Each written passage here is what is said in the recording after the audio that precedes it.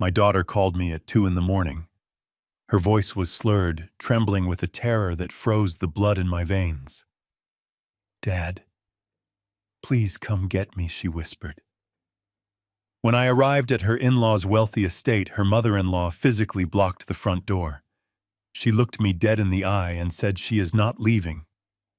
I am a retired construction contractor who spent a lifetime breaking through concrete and steel. No wooden door and no arrogant woman was going to keep me from my little girl. I forced my way in, and what I saw on that bedroom floor made my blood boil. Before I continue my story, please let me know what city or country you are watching from in the comments below. Hit the like button and subscribe to the channel if you believe a father will do whatever it takes to protect his child. My name is Victor Caldwell. I am 70 years old. For over 4 decades, I worked as a commercial construction contractor right here in Illinois. I spent my life dealing with blueprints, load-bearing walls, and cold, hard steel. I am a man of logic and structure. You have to be when a single miscalculation can bring a 50-story building crashing down. I retired a few years ago, hoping to live a quiet life after losing my beloved wife, Sarah, a decade ago to a brutal illness. Sarah was the heart of our family. When she passed, she left behind a secret trust fund for our only daughter, Rachel. Rachel is 32 years old now, a dedicated pediatric nurse with a heart of gold. She married a man named Derek Thorne. Derek is a 35-year-old investment banker downtown.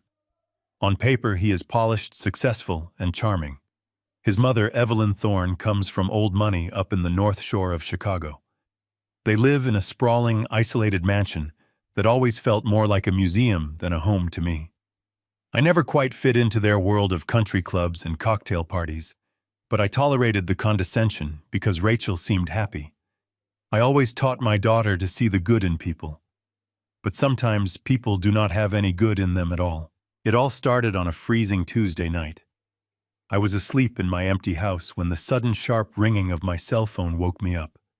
I glanced at the clock on my nightstand. It was exactly 2 in the morning. When you reach my age, a phone call at that hour never brings good news. I answered immediately. "Dad," a voice whispered. It was Rachel, but she did not sound like my daughter. Her words were heavily slurred, dragging together, as if she were fighting just to keep her eyes open. "Rachel. Sweetheart."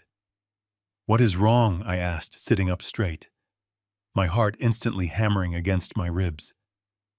"Dad, please come get me," she gasped, her breath catching in her throat. Her tone was laced with absolute raw terror. "They will not let me."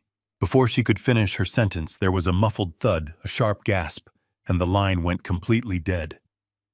I shouted her name into the receiver, but there was only silence. I did not waste a single second trying to call her back. My contractor instincts kicked in immediately. When an alarm sounds on a job site, you do not ask questions, you act. I threw off the blankets, grabbed my heavy winter coat, and ran out to my truck. I unlocked my safe and took out my legally registered firearm.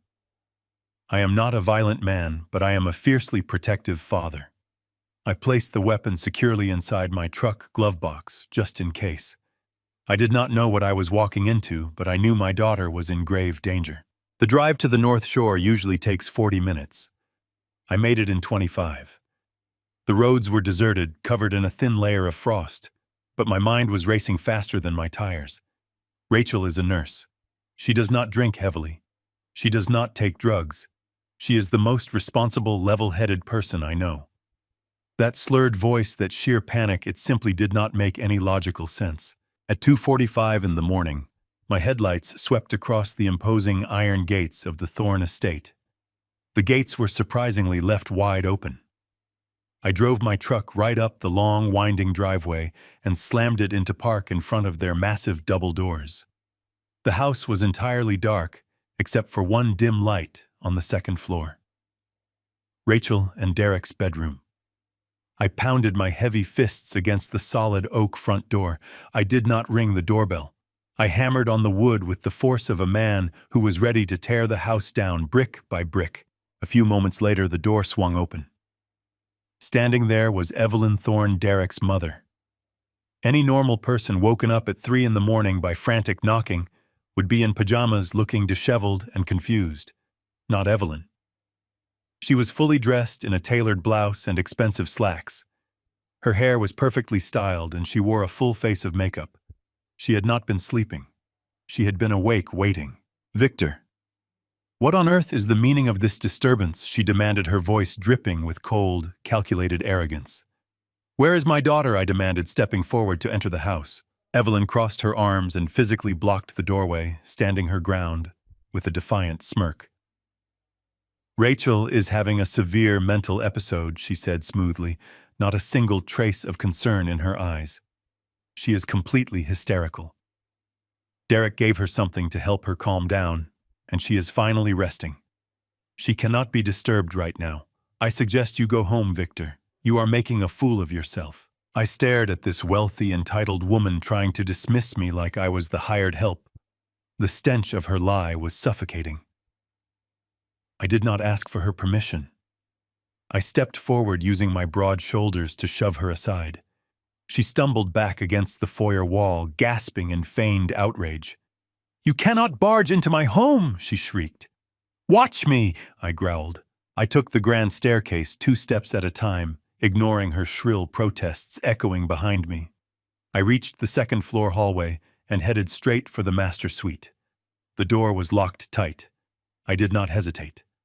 30 years of swinging sledgehammers and kicking down drywall had not entirely left my aging bones.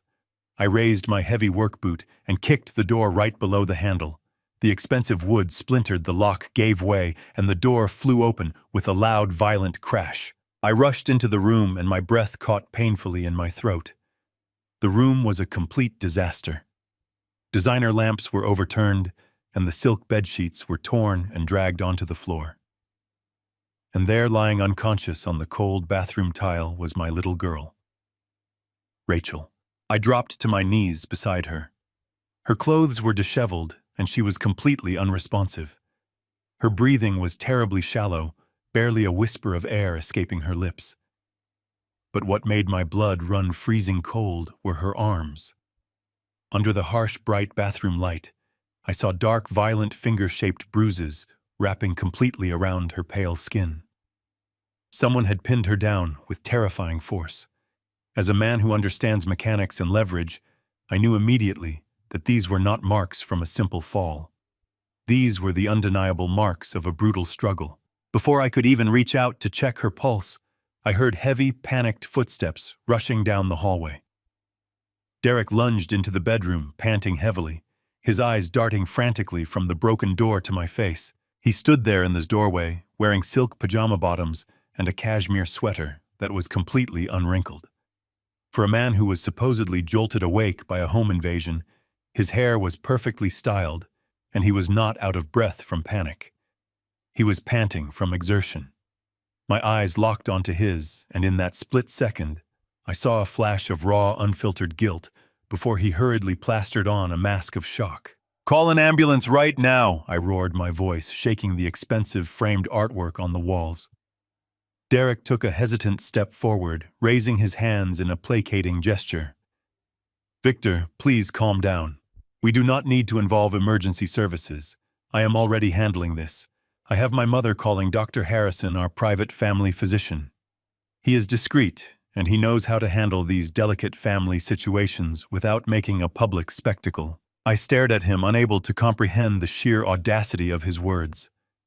My daughter was lying unconscious on the cold marble floor, her breathing dangerously shallow, her skin turning an unnatural shade of pale, and this polished coward was worried about a public spectacle. "She is not breathing right," I snarled, stepping over the ruined wood of the doorframe and closing the distance between us. "Call 911 or I swear to God, Derek, I will break your jaw." He held his ground, though his jaw tightened. "You are not thinking clearly, Victor. You do not understand what is happening here.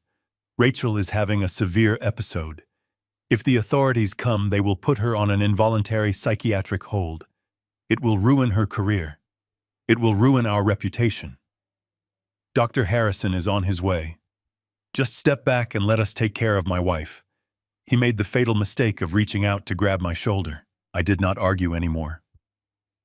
40 years of hauling steel beams and breaking concrete had given me a physical density that this soft manicured investment banker could not possibly match. I grabbed the front of his expensive cashmere sweater, twisted the fabric into my fist, and shoved him violently backward. Derek stumbled over the debris of the broken door and crashed hard against the hallway wall, gasping for air as the breath was knocked out of his lungs. "Do not ever touch me," I warned him in a low, deadly whisper. "And do not ever tell me how to take care of my own blood." I turned my back on him and knelt beside Rachel. Up close, the dark bruises on her arms looked even more horrifying. The distinct shape of fingers pressed deeply into her skin told a story of violence, of someone holding her down against her will. I carefully slid my arms beneath her knees and behind her back, lifting her from the floor. She was heartbreakingly light, completely limp in my embrace. As I held her against my chest, a sudden wave of memories washed over me. I remembered carrying her exactly like this, when she was a little girl fast asleep after a long day at the park, safe and protected in her father's arms. The contrast between that beautiful memory and this nightmare fueled a burning fire in my gut. I carried her out into the hallway. Evelyn was waiting at the top of the grand staircase, her face pale with fury. "You are making a terrible mistake, Victor," she hissed, her manicured fingers gripping the banister. "You are tearing this family apart over a simple misunderstanding." I did not waste a single breath responding to her. I carried Rachel down the stairs, out through the heavy front doors, and straight to my truck. I carefully laid her across the back seat, securing her with a seatbelt and wrapping my heavy winter coat around her shivering body. Just as I was about to climb into the driver's seat, Derek scrambled out of the house and threw himself into the passenger seat. "If you are taking her, I am coming with you," he demanded, his chest heaving. "I am her husband. I have the legal right to be there." I did not have the time to drag him out of the vehicle. Every second mattered. I slammed the door, started the engine, and tore down the winding driveway, leaving the iron gates of the Thorne estate far behind. The drive to City General Hospital was a tense, suffocating blur. I drove recklessly, breaking every speed limit, while Derek sat beside me in the dark, feverishly typing messages on his phone. When we finally screeched to a halt in front of the emergency room doors, I carried Rachel inside, shouting for help. A team of nurses rushed forward with a gurney, instantly taking over. But before I could even explain the situation, a tall man in a pristine white coat emerged from a side office.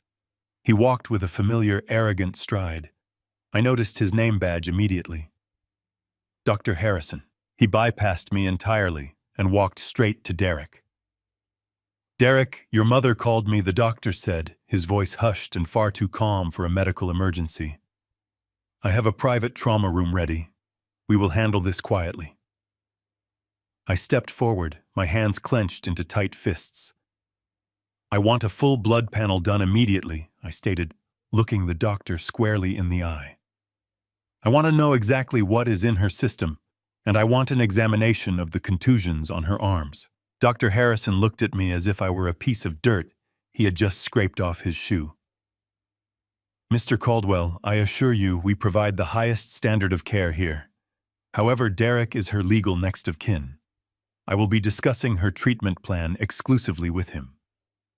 He gestured to two large security guards who suddenly appeared behind him.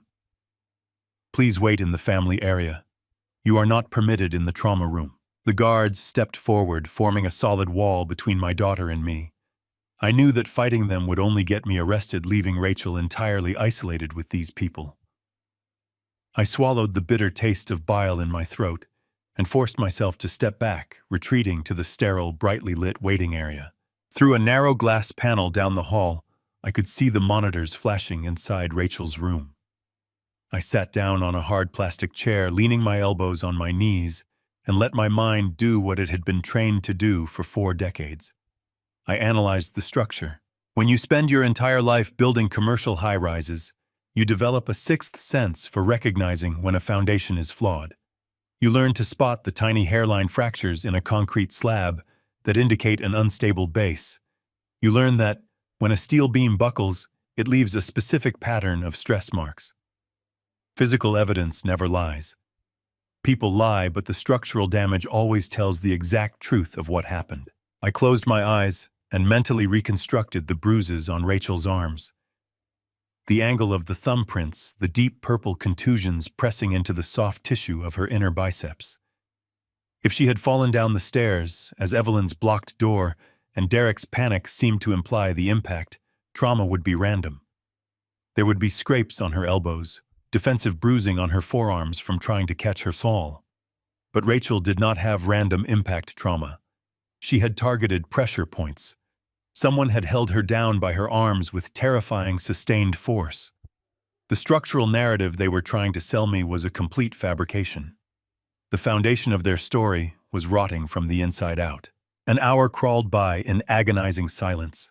Finally, the heavy doors of the trauma unit pushed open, and Dr. Harrison walked toward the waiting area holding a silver metal clipboard. Derek stood up, instantly rubbing his eyes to produce a fresh layer of artificial tears. Dr. Harrison stopped in front of us, his expression molded into a mask of professional sympathy. Victor. He began using my first name with unwarranted familiarity. We have stabilized Rachel's vitals, but the situation is incredibly grave. He handed the clipboard not to me, but directly to Derek. I leaned over to read the bright red print on the top page. It was a rapid toxicology report. Rachel's blood contains a highly lethal combination of severe anxiety medications and a massive amount of alcohol, the doctor explained smoothly, locking his gaze onto Derek. Her system is completely overwhelmed. It is a miracle her heart did not simply stop. As soon as the words left the doctor's mouth, Derek collapsed into the nearest plastic chair. He buried his face deep in his hands, his shoulders shaking violently as he let out a loud theatrical sob that echoed off the linoleum walls. "I am so sorry," Derek wept, his voice cracking with rehearsed devastation. I knew she was stressed at the clinic, but I had no idea it was this bad. I tried to grab the pills from her. I tried to hold her down, but she fought me. I failed. I failed to stop her suicide attempt. I stood there in the sterile fluorescent-lit hallway of the hospital, the crisp white toxicology report still gripped tightly in my weathered hands. Derek's theatrical sobbing echoed against the pale linoleum floors. He buried his face deep in his expensive cashmere sleeves, acting the part of the devastated husband with sickening precision. I did not move to comfort him. I simply waited. After a few carefully timed moments, Derek wiped his face, taking a deep, shuddering breath, before looking up at me. His eyes were completely dry. "Victor." "I did not want to tell you this," Derek began, his voice dropping to a somber, conspiratorial whisper. "I wanted to protect her dignity. But Rachel has been spiraling out of control for months. The immense pressure at the pediatric clinic, losing those desperately sick children, it completely broke her. She started having severe panic attacks back in October. At first, it was just trouble sleeping through the night. Then, the situation escalated rapidly. She began drinking heavily in secret to numb the pain. She hid bottles of wine in the back of her closet, burying them underneath her winter sweaters where she thought I would never find them. I stared at him, my face a mask of impenetrable stone. I did not interrupt his performance. I let him build the framework of his elaborate lie. When you construct a building with cheap, substandard materials, you want the dishonest contractor to keep stacking the bricks until the entire structure collapses under its own fraudulent weight. I knew how to listen to the groans of failing steel. Derek gestured frantically toward the closed trauma room doors. Tonight, things reached an absolute boiling point. He continued, his tone pleading for my sympathy. She was completely incoherent, screaming wildly about how she could not take the pain anymore. She swallowed a massive handful of pills and washed them down with half a bottle of cheap Merlot. When I tried to intervene and stop her, she lost her mind. She ran straight toward the second-story window in our bedroom. She was actually trying to throw herself out onto the concrete. Victor. I had to tackle her to the floor to save her. I had to pin her down by her arms with all my body weight, just to keep her from killing herself. That is exactly where those bruises came from. I was only trying to save her life. Before I could dissect the gaping holes in his ridiculous fabricated story, the sharp, rhythmic clicking of high heels announced the arrival of Evelyn Thorne. She glided down the hospital corridor, looking just as immaculate as she had standing at her front door. She carried a sleek designer handbag and wore an expression of profound, heavily manufactured tragedy. She walked right up to me, placing a perfectly manicured hand gently on my forearm. "Oh, Victor." Evelyn sighed, her voice dripping with thick, artificial pity. "This is a massive tragedy for all of us. We are simply heartbroken to see her this way. We have been trying so hard to get Rachel the psychiatric help she desperately needs, but addiction is a terrible, wicked disease. It turns the bright people we love into unrecognizable strangers." She elegantly unclasped her expensive leather handbag and reached inside. She pulled out a small orange plastic cylinder and pressed it firmly into my palm. I looked down at the object in my hand. It was a prescription pill bottle. The printed label clearly bore my daughter's name: Rachel Caldwell Thorne.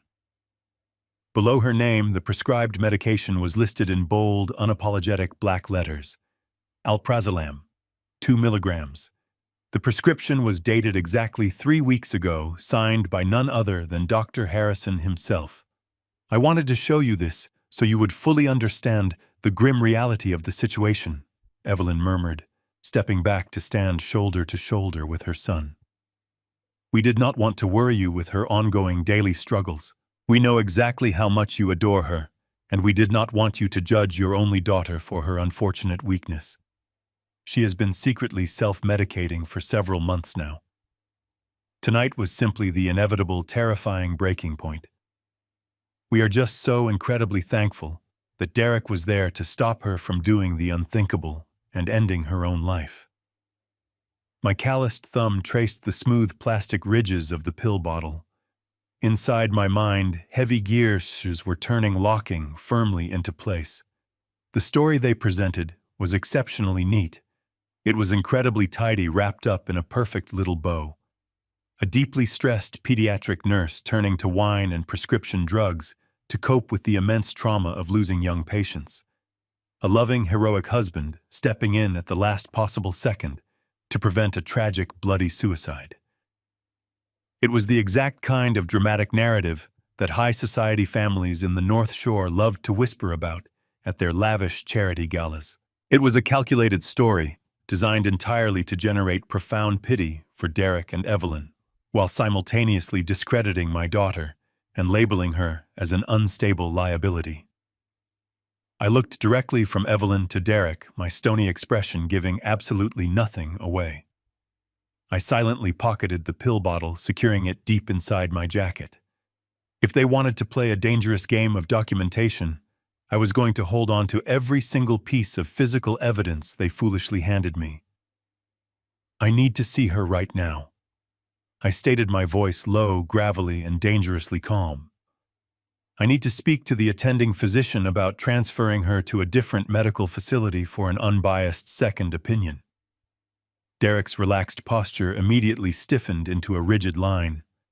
The pitiful mask of the weeping, traumatized husband vanished without a trace, replaced instantly by the cold, calculating demeanor of a ruthless corporate shark. He reached into the inner breast pocket of his tailored blazer and pulled out a thick stack of neatly folded legal documents, heavily stamped with an official blue notary seal. "That will not be happening, Victor." Derek said, his tone turning as hard and unforgiving as poured concrete. "I am her legally wedded husband, and I currently hold her comprehensive medical proxy. I alone make all critical healthcare decisions on her behalf." He unfolded the crisp documents and shoved them aggressively toward my chest. I glanced down at the bold heading. It was a standard spousal proxy granting Derek absolute uncontested authority over Rachel's physical and psychiatric care. The shaky signature at the very bottom was unmistakably Rachel's. "Dr. Harrison and I have already thoroughly discussed the absolute best course of action for her long-term recovery." Derek continued stepping uncomfortably closer to me to assert his sudden dominance. Rachel requires intense, highly specialized psychiatric intervention immediately. This public hospital cannot possibly provide the high level of strict security she desperately needs right now. I have already arranged for a rapid private medical transport. She is being transferred to the exclusive Silver Pines Wellness Retreat tonight. You have absolutely no legal power to stop me from transferring my sick wife, and you know it. You are just completely powerless right now. The heavy legal papers in Derek's hand felt like a concrete wall slamming directly into my chest. My contractor instinct screamed at me to grab him by the throat, to tear those documents into pieces, and to physically drag my daughter out of that hospital. My muscles twitched, and the blood pounded in my ears with a deafening roar. I wanted to fight. I wanted to dismantle this smug, arrogant man standing in front of me. But then I looked past his tailored shoulder. I saw the two massive security guards shifting their weight, their hands resting near their radios. I saw Dr. Harrison glaring at me, his finger hovering over the hospital panic button. I realized instantly that if I threw a single punch right now, if I let my righteous anger win, I knew exactly what would happen. I would be arrested for assault. I would be handcuffed, dragged out of the emergency room, and thrown into a holding cell. And Rachel would be left completely alone, utterly defenseless against a husband and a mother-in-law who had just orchestrated her rapid disappearance. They wanted me to lose my temper.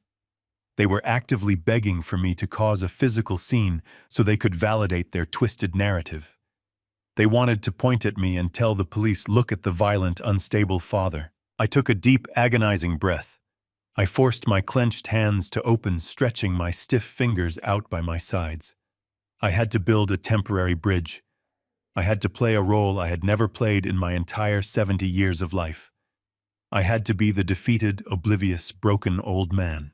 I let my shoulders slump forward deliberately, dropping my posture to look smaller and frailer than I actually was.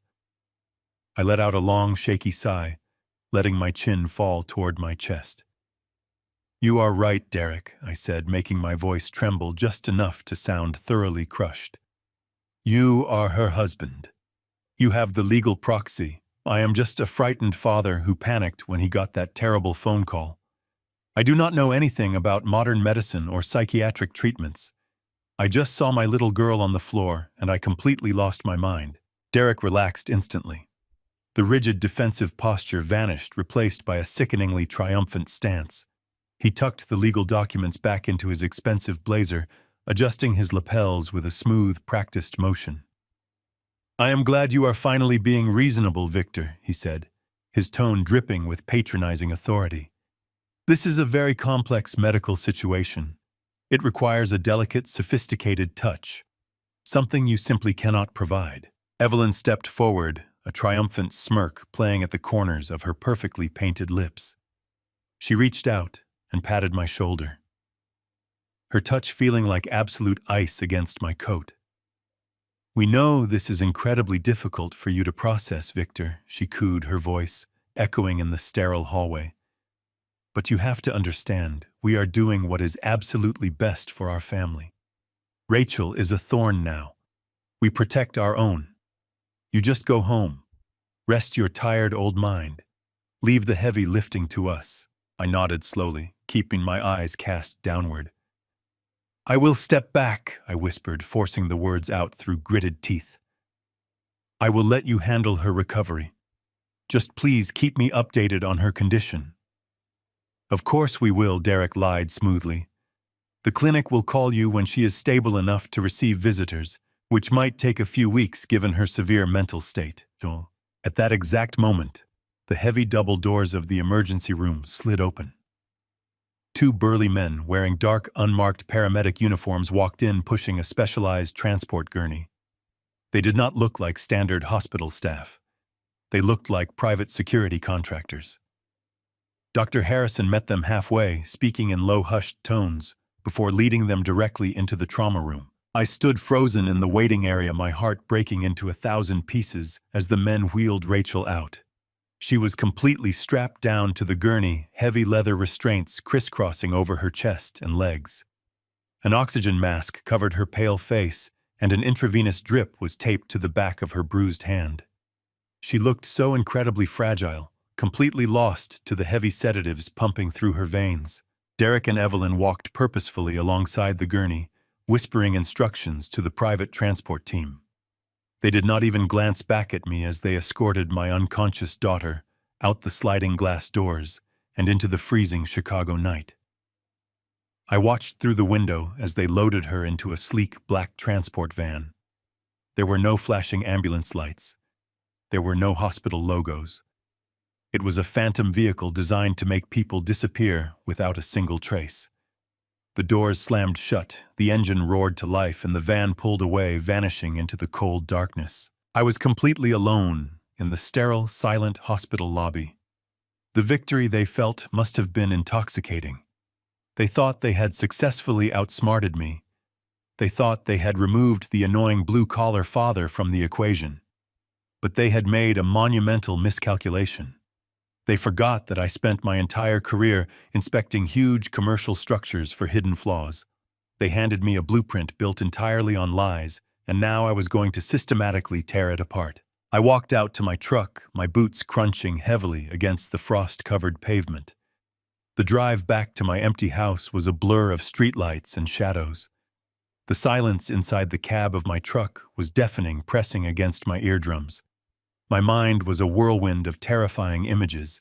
The violent bruises on Rachel's arms, Evelyn's immaculate makeup at 3 a.m, Derek's dry, theatrical sobs, the swift, calculated arrival of the unmarked transport van. When I finally pulled into my driveway, the sun was just beginning to rise, casting a pale gray light over the quiet neighborhood. I unlocked the front door and stepped into the crushing silence of my home.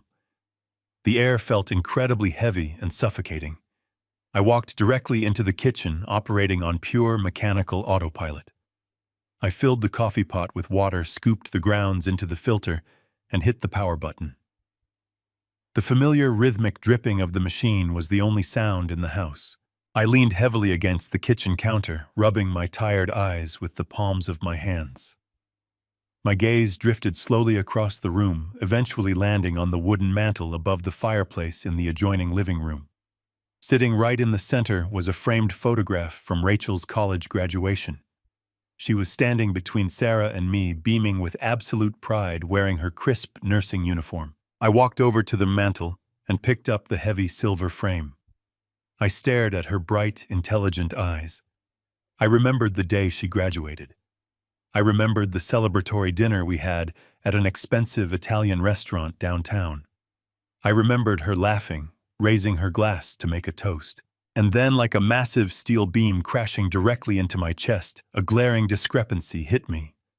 The impact of the realization was so incredibly violent that I actually stumbled backward, dropping the framed photograph onto the carpet. Derek had stood right there in the hospital hallway and told me a highly detailed story. He had looked me right in the eye and claimed that Rachel was hiding bottles of wine in her closet. He claimed she swallowed a handful of anxiety pills and washed them down with half a bottle of cheap Merlot to numb her depression. It was the core foundation of his entire suicide narrative. But Rachel is severely allergic to sulfites. The memory hit me with crystal clear precision.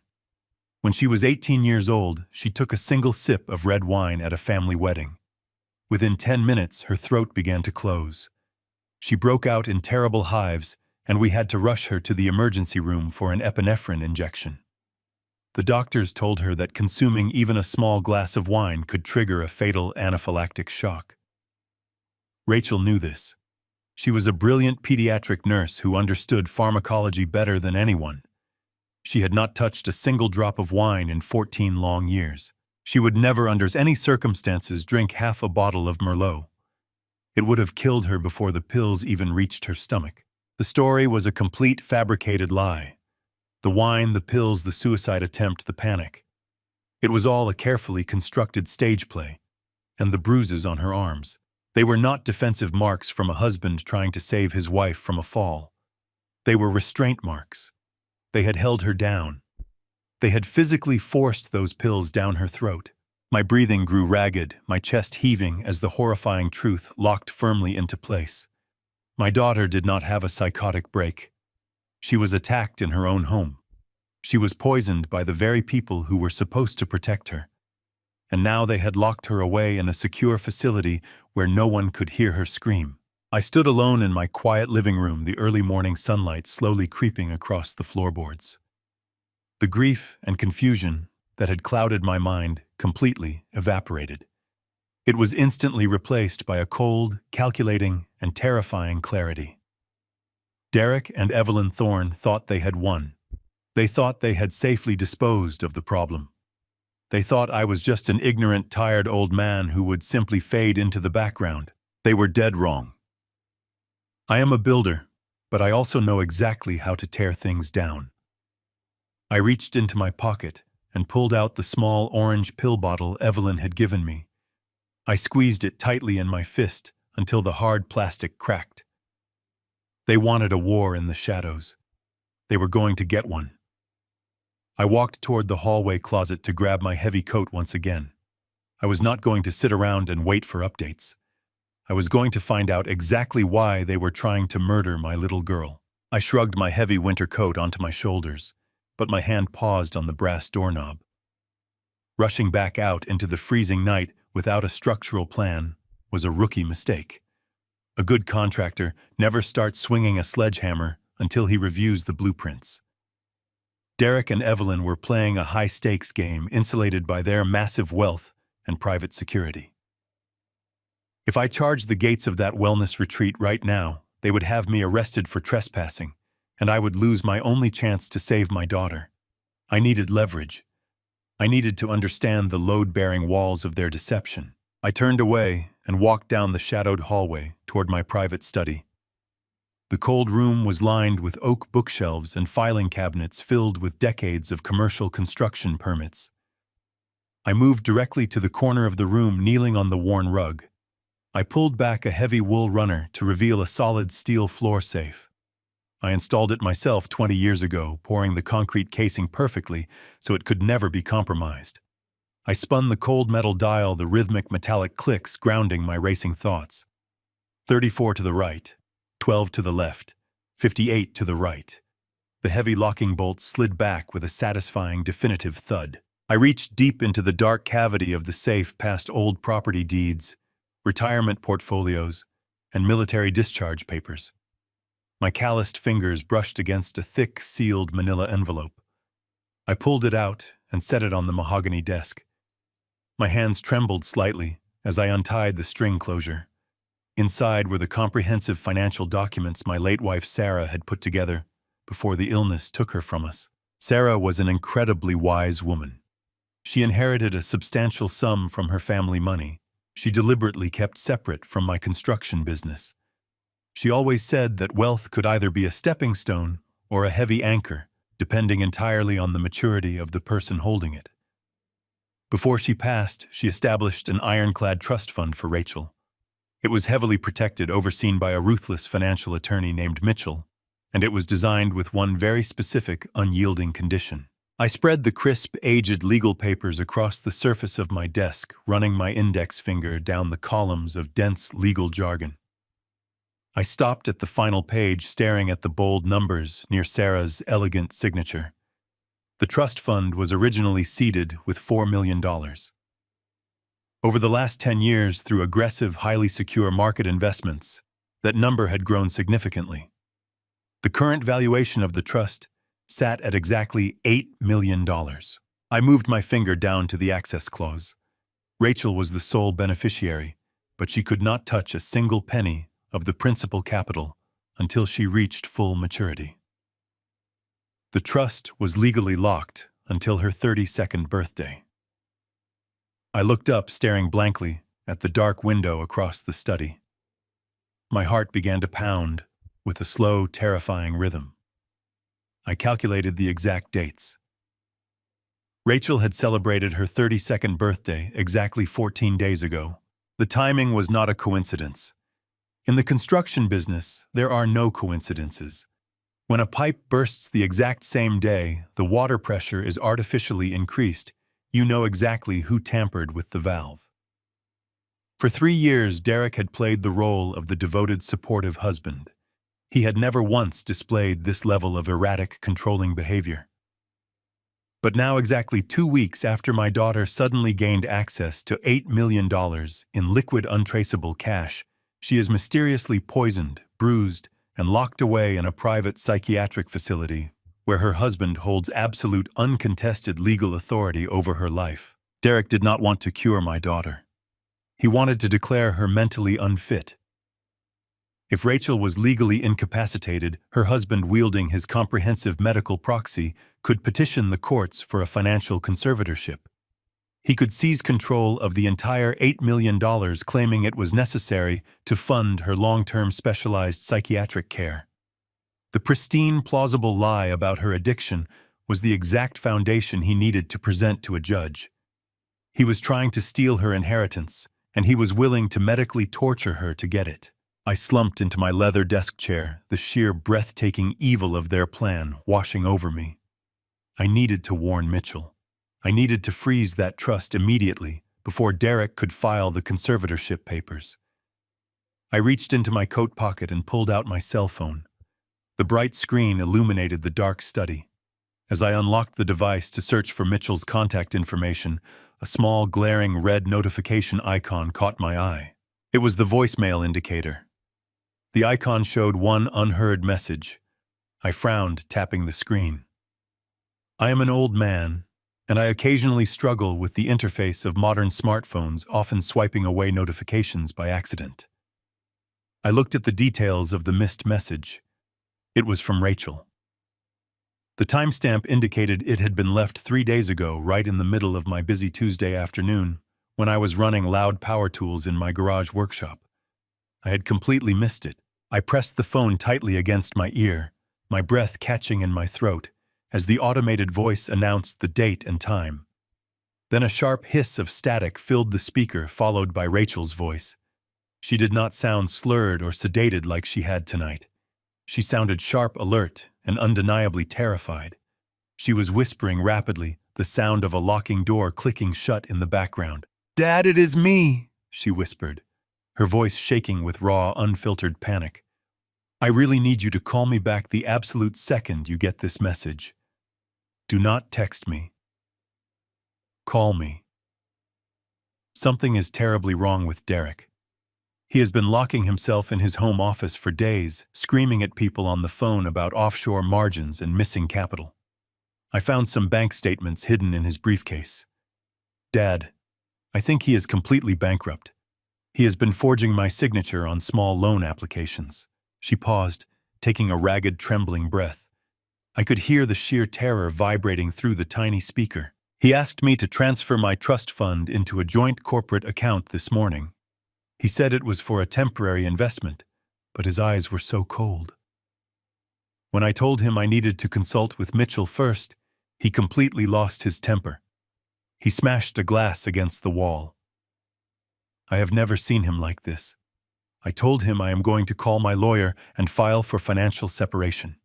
I need you to find Mom's original death certificate and the primary trust documents in your safe.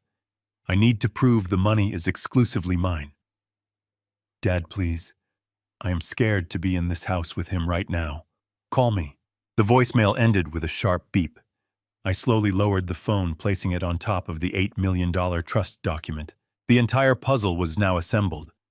Every single jagged piece fit perfectly together. Rachel had discovered Derek's financial ruin. She had refused to hand over her inheritance, and she had threatened him with a divorce.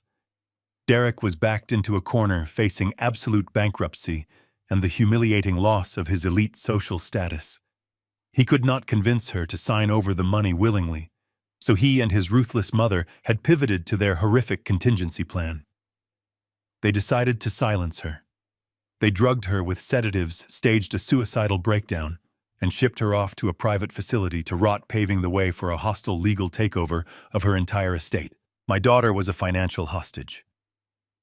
I stared at the glowing screen of my phone, the raw, violent anger inside me transforming into something entirely different. It became a cold, methodical, and calculating fury. I was not going to simply react. I was not going to play into their hands by throwing punches and getting myself arrested. That is what they wanted. They wanted the loud, ignorant contractor to make a scene. Instead, I was going to do what I had done my entire professional life. I was going to secure the perimeter, assemble my crew, and systematically demolish their lives. I was going to rip their pristine, wealthy facade down to the dirt, and I was going to extract my daughter from the wreckage.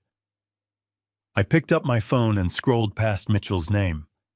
I needed a lawyer, yes, but first I needed a demolition expert. I needed someone who knew how to operate in the shadows outside the polite, restrictive boundaries of the law. I dialed a number I had not called in over 5 years. The phone rang 3 times before a gruff, tired voice finally answered the line. "Leon, it is Victor," I said, keeping my voice steady in the dark study. "I need your help. I have a structural collapse on my hands, and I need a man who knows how to navigate the rubble." The gruff voice chuckled softly. "Tell me where and when, Victor." I told him we would meet later that evening, ending the call. Leon was a retired police detective turned private investigator. We worked together years ago when a corrupt supplier tried to scam my construction firm. He knew how to dig up dirt buried under corporate shell companies. But before I unleashed him on Derek and Evelyn, I needed to walk right into the belly of the beast and see the panic for myself. By 9 o'clock the next morning, I had pulled a thick folder of Rachel's childhood medical records from my filing cabinet. It was the perfect excuse for an unannounced visit. I drove downtown to the towering glass skyscraper that housed Derek's prestigious investment firm. The building was an architectural marvel designed to project an image of absolute transparency and immense wealth. I knew better. Buildings with the most glass usually had the darkest basements. I took the elevator to the 42nd floor. The reception area of Thorne Financial Investments was intimidating. The floors were polished marble, and the walls were paneled in rich walnut. A smartly dressed receptionist sat behind a massive desk. I approached her, letting my shoulders slump, playing the role of the exhausted, grieving father to perfection. "Excuse me, miss," I said, making my voice sound a bit raspy. "I am Victor Caldwell, Derek's father-in-law. I do not have an appointment, but I brought some urgent medical records for my daughter Rachel. Derek needs these for the clinic she was admitted to last night." The receptionist looked up, her expression softening into immediate sympathy. "Oh, Mr. Caldwell, I am so sorry to hear about your daughter. Mr. Thorne has been utterly devastated all morning. He instructed us to hold his calls, but since it is a medical emergency, I will let him know you are here. Please have a seat in the corridor outside his office suite. It is the last door on the right." She gestured toward a quiet hallway. I thanked her and walked slowly in the direction she pointed. The carpet absorbed my footsteps. As I approached the final mahogany door, I noticed it was left ajar by just a fraction of an inch. I stopped dead in my tracks. I did not sit in the waiting chairs. Instead, I stepped closer to the narrow crack, pressing my back flat against the wall, holding my breath. Inside the office, Derek was not weeping over his sick wife. He was screaming. "I do not care what you have to tell the auditors," Derek hissed, his voice trembling with violent, manic energy. "You move that capital by the end of the day. If those margin calls hit my desk tomorrow morning, we are completely finished. Do you understand me? You bury the deficit. You hide it under the shell accounts we set up in Delaware. Just buy me 72 hours. A loud smash echoed through the room like a paperweight shattering. "Do not tell me it is impossible," Derek roared, losing his polished composure entirely. "Foreclosure notices are already in my inbox. If the board finds out I have been leveraging client funds to cover my own catastrophic losses, I am going to federal prison. You stall them until Friday." My chest tightened. The words were a direct confirmation of Rachel's frantic voicemail. Derek had embezzled millions of dollars, and his entire life was crashing down. Then a second voice cut through the tension. It was sharp, venomous, and chillingly calm. It was Evelyn. "Get a hold of yourself, Derek," she snapped, her tone dripping with utter disdain. "Screaming at subordinates is not going to fix this. You are acting like a frightened child. We have an impenetrable plan, and you are going to ruin it with your panic." I peered through the opening. Evelyn was pacing across the extravagant office. She looked like a predator circling a cage. "The money is there." Evelyn continued, her voice lowering to a commanding whisper. "Rachel's trust fund is fully mature. $8 million in untraceable liquid assets. It is more than enough to cover the deficit, pay off the estate mortgage, and quiet the federal auditors before they open an investigation. All we need is for the judge to sign the conservatorship paperwork on Friday morning." "I cannot take this waiting," Derek groaned, sounding like a man on the edge of a total psychological collapse. "What if the clinic asks questions? What if her father starts digging around?" Evelyn scoffed. "Her father is an ignorant relic. He was practically crying in the hospital waiting room. He believes exactly what we told him. As for the clinic, I own a 40% stake in that facility. The staff there knows exactly who pays their lucrative salaries. They will not ask a single question. Just keep the girl sedated until Friday. Once the judge grants you absolute legal guardianship, we transfer the funds and we wash our hands of this mess. If her brain turns to mush from the sedatives, it only proves our tragic narrative." My blood turned to absolute ice. They were casually discussing the permanent destruction of my daughter's mind to cover their financial crimes. They were going to leave her an institutionalized vegetable. I felt explosive rage rising in my throat. I wanted to kick the mahogany door off its hinges and silence his pathetic voice forever. But violence would only forfeit the game. I needed to destroy them legally. Suddenly the leather chair squeaked. Footsteps marched toward the door. I quickly stepped back, dropping the manila folder onto the floor. The door swung wide open. Derek stood in the doorway, his face flushed red, sweating profusely. He froze the instant he saw me kneeling on the floor. Unadulterated terror flashed across his face. He stopped breathing, trying to calculate how much I had heard. I looked up at him, molding my expression into mild confusion and profound weariness. "Oh, Derek," I sighed, forcing my hands to tremble as I picked up the papers. "I am sorry. I did not mean to intrude. The receptionist told me to wait here, but my clumsy hands dropped the folder. I hope I did not interrupt a business call." Derek searched my weathered face for any sign of deception. Finding nothing but the broken facade of a grieving father, his panic dissolved. The arrogant mask slipped right back into place. He adjusted his tie and offered a fake smile. "Victor," he said, his voice dripping with false warmth, "you did not interrupt anything. Just standard routine market fluctuations. Come inside. Come." I stood up slowly, clutching the medical records. I played dumb, but the fire inside me was burning hotter than a furnace. I knew the truth. This was a financial hostage situation, and I needed professional backup to burn their entire empire to the ground. The old roadside diner smelled strongly of dark roasted coffee and greasy fried bacon. It was a loud, wonderfully chaotic place right off the busy interstate. I sat in a sticky vinyl booth in the far back corner, nursing black coffee. Across from me sat my friend Leon and attorney Mitchell. Leon had a gray mustache and eyes that constantly scanned the room, analyzing every patron.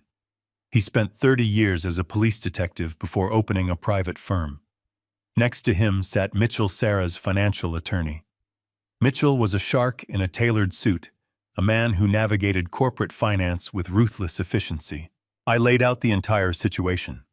I told them about the forged narrative, the sulfite allergy discrepancy, the fake suicide attempt, and the $8 million trust fund.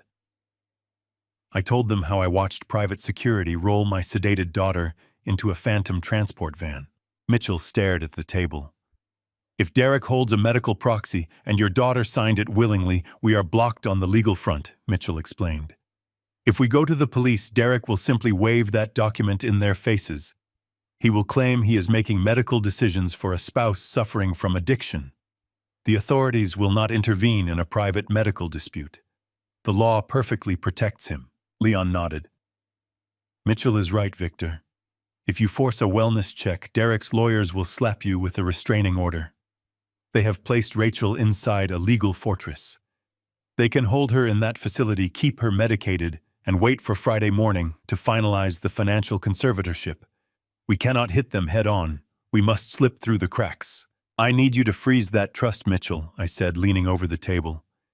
You need to put a lock on that money so tight that Derek cannot extract a single dime. I can file an injunction based on coercion, Mitchell replied. But I cannot do it until Friday morning when the courts open.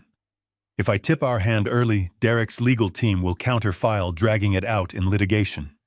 We need proof of his financial distress to justify the freeze. That is where I come in, Leon said.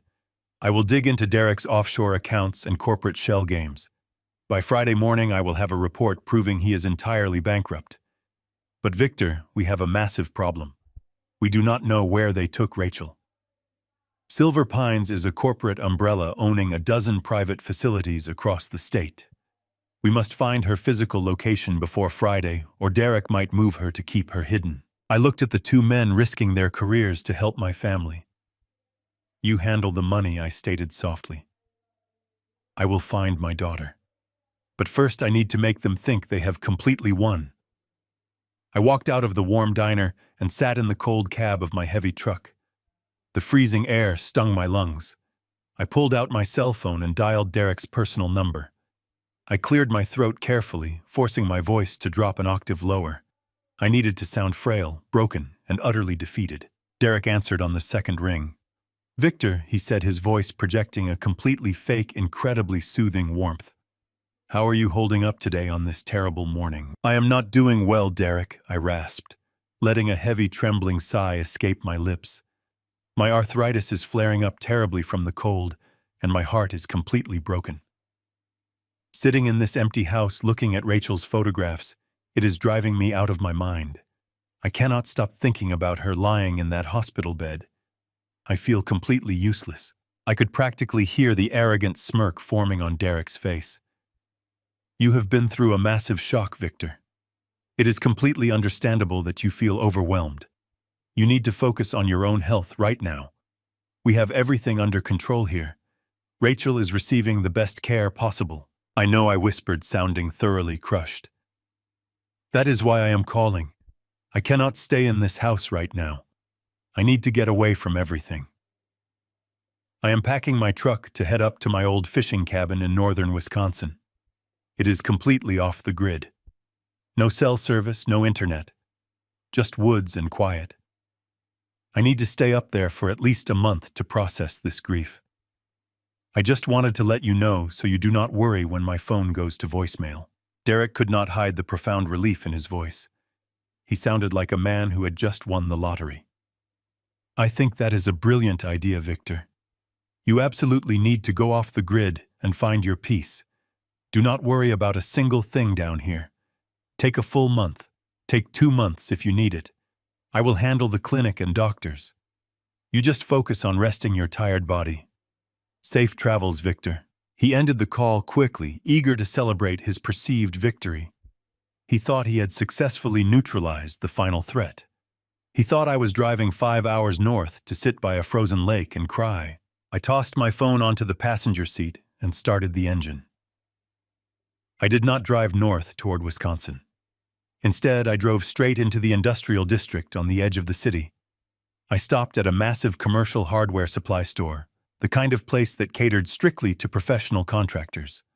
I moved through the aisles with cold mechanical efficiency. I purchased a cheap, untraceable prepaid burner phone paying with crisp $100 bills. I bought a high-definition fiber optic inspection camera with a 50-foot flexible cable typically used for examining compromised ventilation shafts. I picked up a set of directional parabolic microphones, heavy-duty wire cutters, lock-picking picks, and a tactical crowbar designed to pry open reinforced steel doors. I packed the gear into a black canvas duffel bag. I drove to the wealthy suburbs of the North Shore. Exactly 1 mile away from the towering iron gates of the Thorne family estate, there was a dilapidated roadside motel that had survived the gentrification of the area. The neon sign was missing half its letters. I walked into the dingy lobby and rented a room at the very back of the property, far away from the main road. I dropped my canvas bag onto the patterned bedspread. The room smelled intensely of stale cigarette smoke and bleach. I drew the thick blackout curtains tight, plunging the space into absolute darkness. I unpacked my tools, laying the fiber optic cables and microphones across the mattress in a neat, organized row.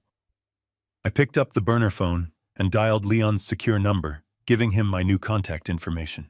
Derek and Evelyn thought they were dealing with an ignorant, grieving father who had simply surrendered and run away to hide in the woods. They had no idea they had just invited a master builder into their walls. The masks had slipped and the hunt had officially begun. I waited in the suffocating darkness of my motel room until the digital clock on the nightstand flashed 8. Derek and Evelyn were attending the annual Children's Hospital Charity Gala tonight. It was a highly publicized black tie affair. They would be smiling for the cameras, shaking hands with wealthy donors, and playing the role of the exhausted, grieving family members, coping with my daughter's sudden, tragic breakdown.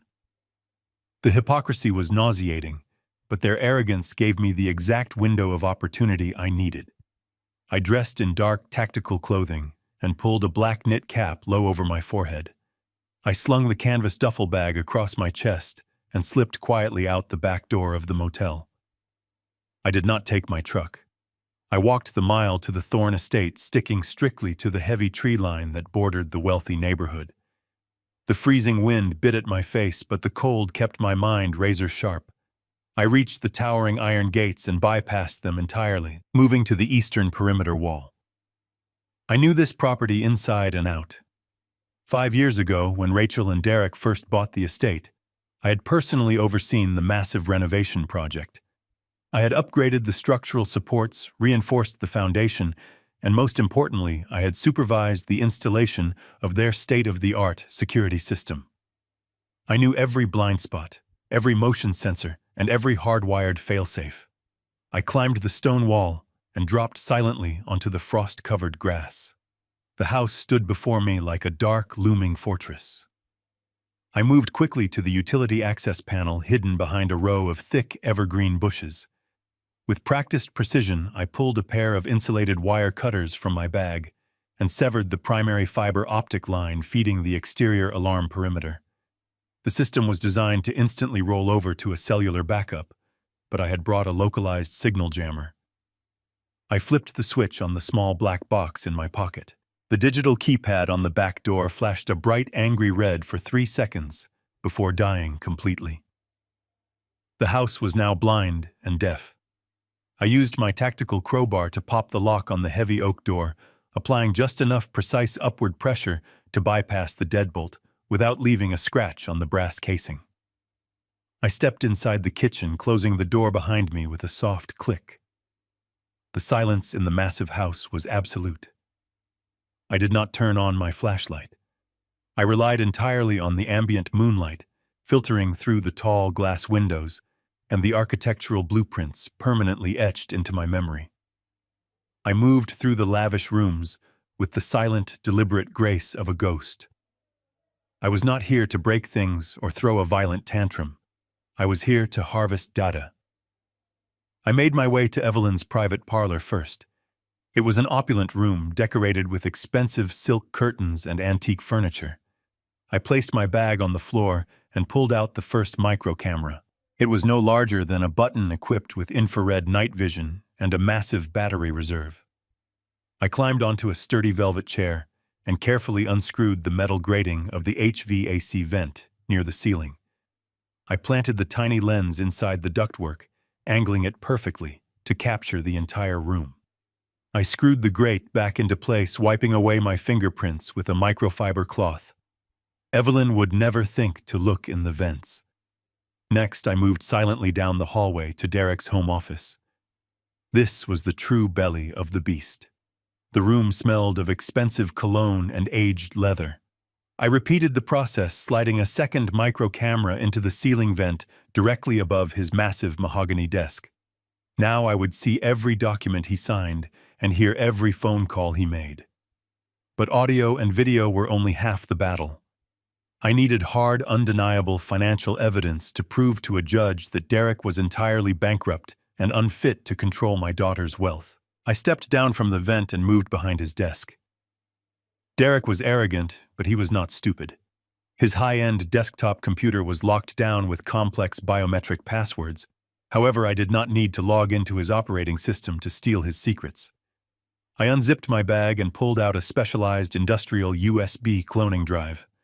Leon had given it to me, explaining that it was designed to bypass the software entirely and mirror the raw data directly from the hard drive motherboard. I plugged the device into the hidden port at the back of the computer tower. A small, pulsing blue light illuminated the dark corner of the office. The digital display on the cloner indicated that the extraction process would take exactly 4 minutes. I stood in the darkness, watching the progress bar crawl across the tiny screen. 10%. 20%. The silence was deafening. Every creak of the old house settling sounded like a gunshot in my ears. I kept my eyes locked on the light, counting the seconds in my head. 50%. 70%. I was almost there.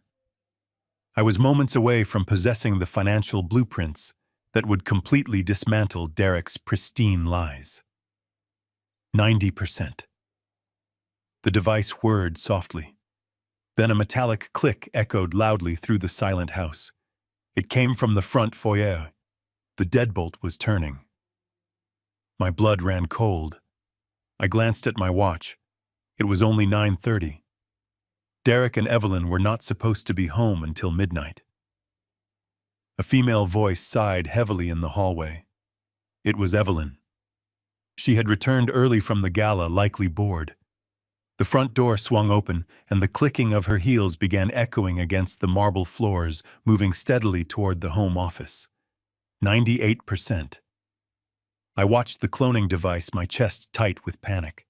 I could not pull the drive early, or the data would corrupt, rendering the mission a failure. The footsteps grew loud. She was in the adjoining hallway just a few feet away. 100%. The small screen flashed a bright green. I ripped the USB drive out of the computer, shoved it into my pocket, and grabbed my duffel bag. I could not go back out through the kitchen. Evelyn was already blocking the primary escape route. I looked at the large glass windows behind Derek's desk.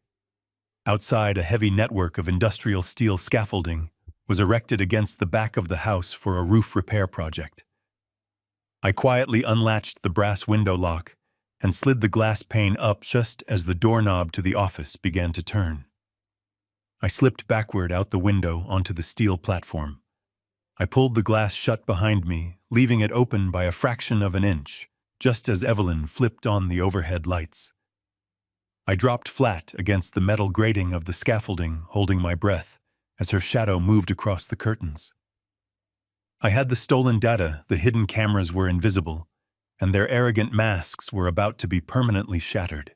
I pressed my body flat against the freezing metal scaffolding, holding my breath as Evelyn moved inside. Through the gap in the window, I watched her shadow stretch across the curtains. She paced back and forth, muttering angrily about Derek and his lack of composure, oblivious that I was hovering mere inches away. I waited until she finally turned off the lights, and her footsteps retreated down the long hallway. Once the heavy mahogany door clicked shut, I began my descent. Climbing down 3 stories of steel scaffolding in the pitch-black night was daunting, but my hands remembered the rhythm. I slipped down into the garden, vanished into the tree line, and walked back to my motel room. The stolen data drive felt like a burning coal in my pocket. I plugged it into a laptop, verifying the files were intact, and sent the raw data straight to Mitchell. The financial trap was set. Now I needed to focus on extracting my daughter from their medical prison. The next morning, I met Leon in the corner of a diner situated 3 towns over from the Thorne estate. Leon slid into the booth, pulling a thick folder from his leather jacket. His weathered face was grim lines of exhaustion etched around his eyes. He spent the night running surveillance on the Silver Pines Wellness Retreat, and his report confirmed my worst fears. "It is a genuine fortress," Victor Leon explained, keeping his voice low. "It sits on 40 acres of private woodland, surrounded by 12-foot masonry walls topped with motion sensors. The front gate is manned by armed guards, and every entrance requires a biometric keycard. It is designed exactly like a high-end prison." They do not want anyone getting in, and they do not want anyone getting out. Mitchell arrived a few minutes later, sliding into the booth. He slapped a stack of printed financial records onto the table. "It is much worse than a medical facility," Mitchell stated, pointing a finger at the highlighted text. "I stayed up all night tracking the corporate ownership of Silver Pines.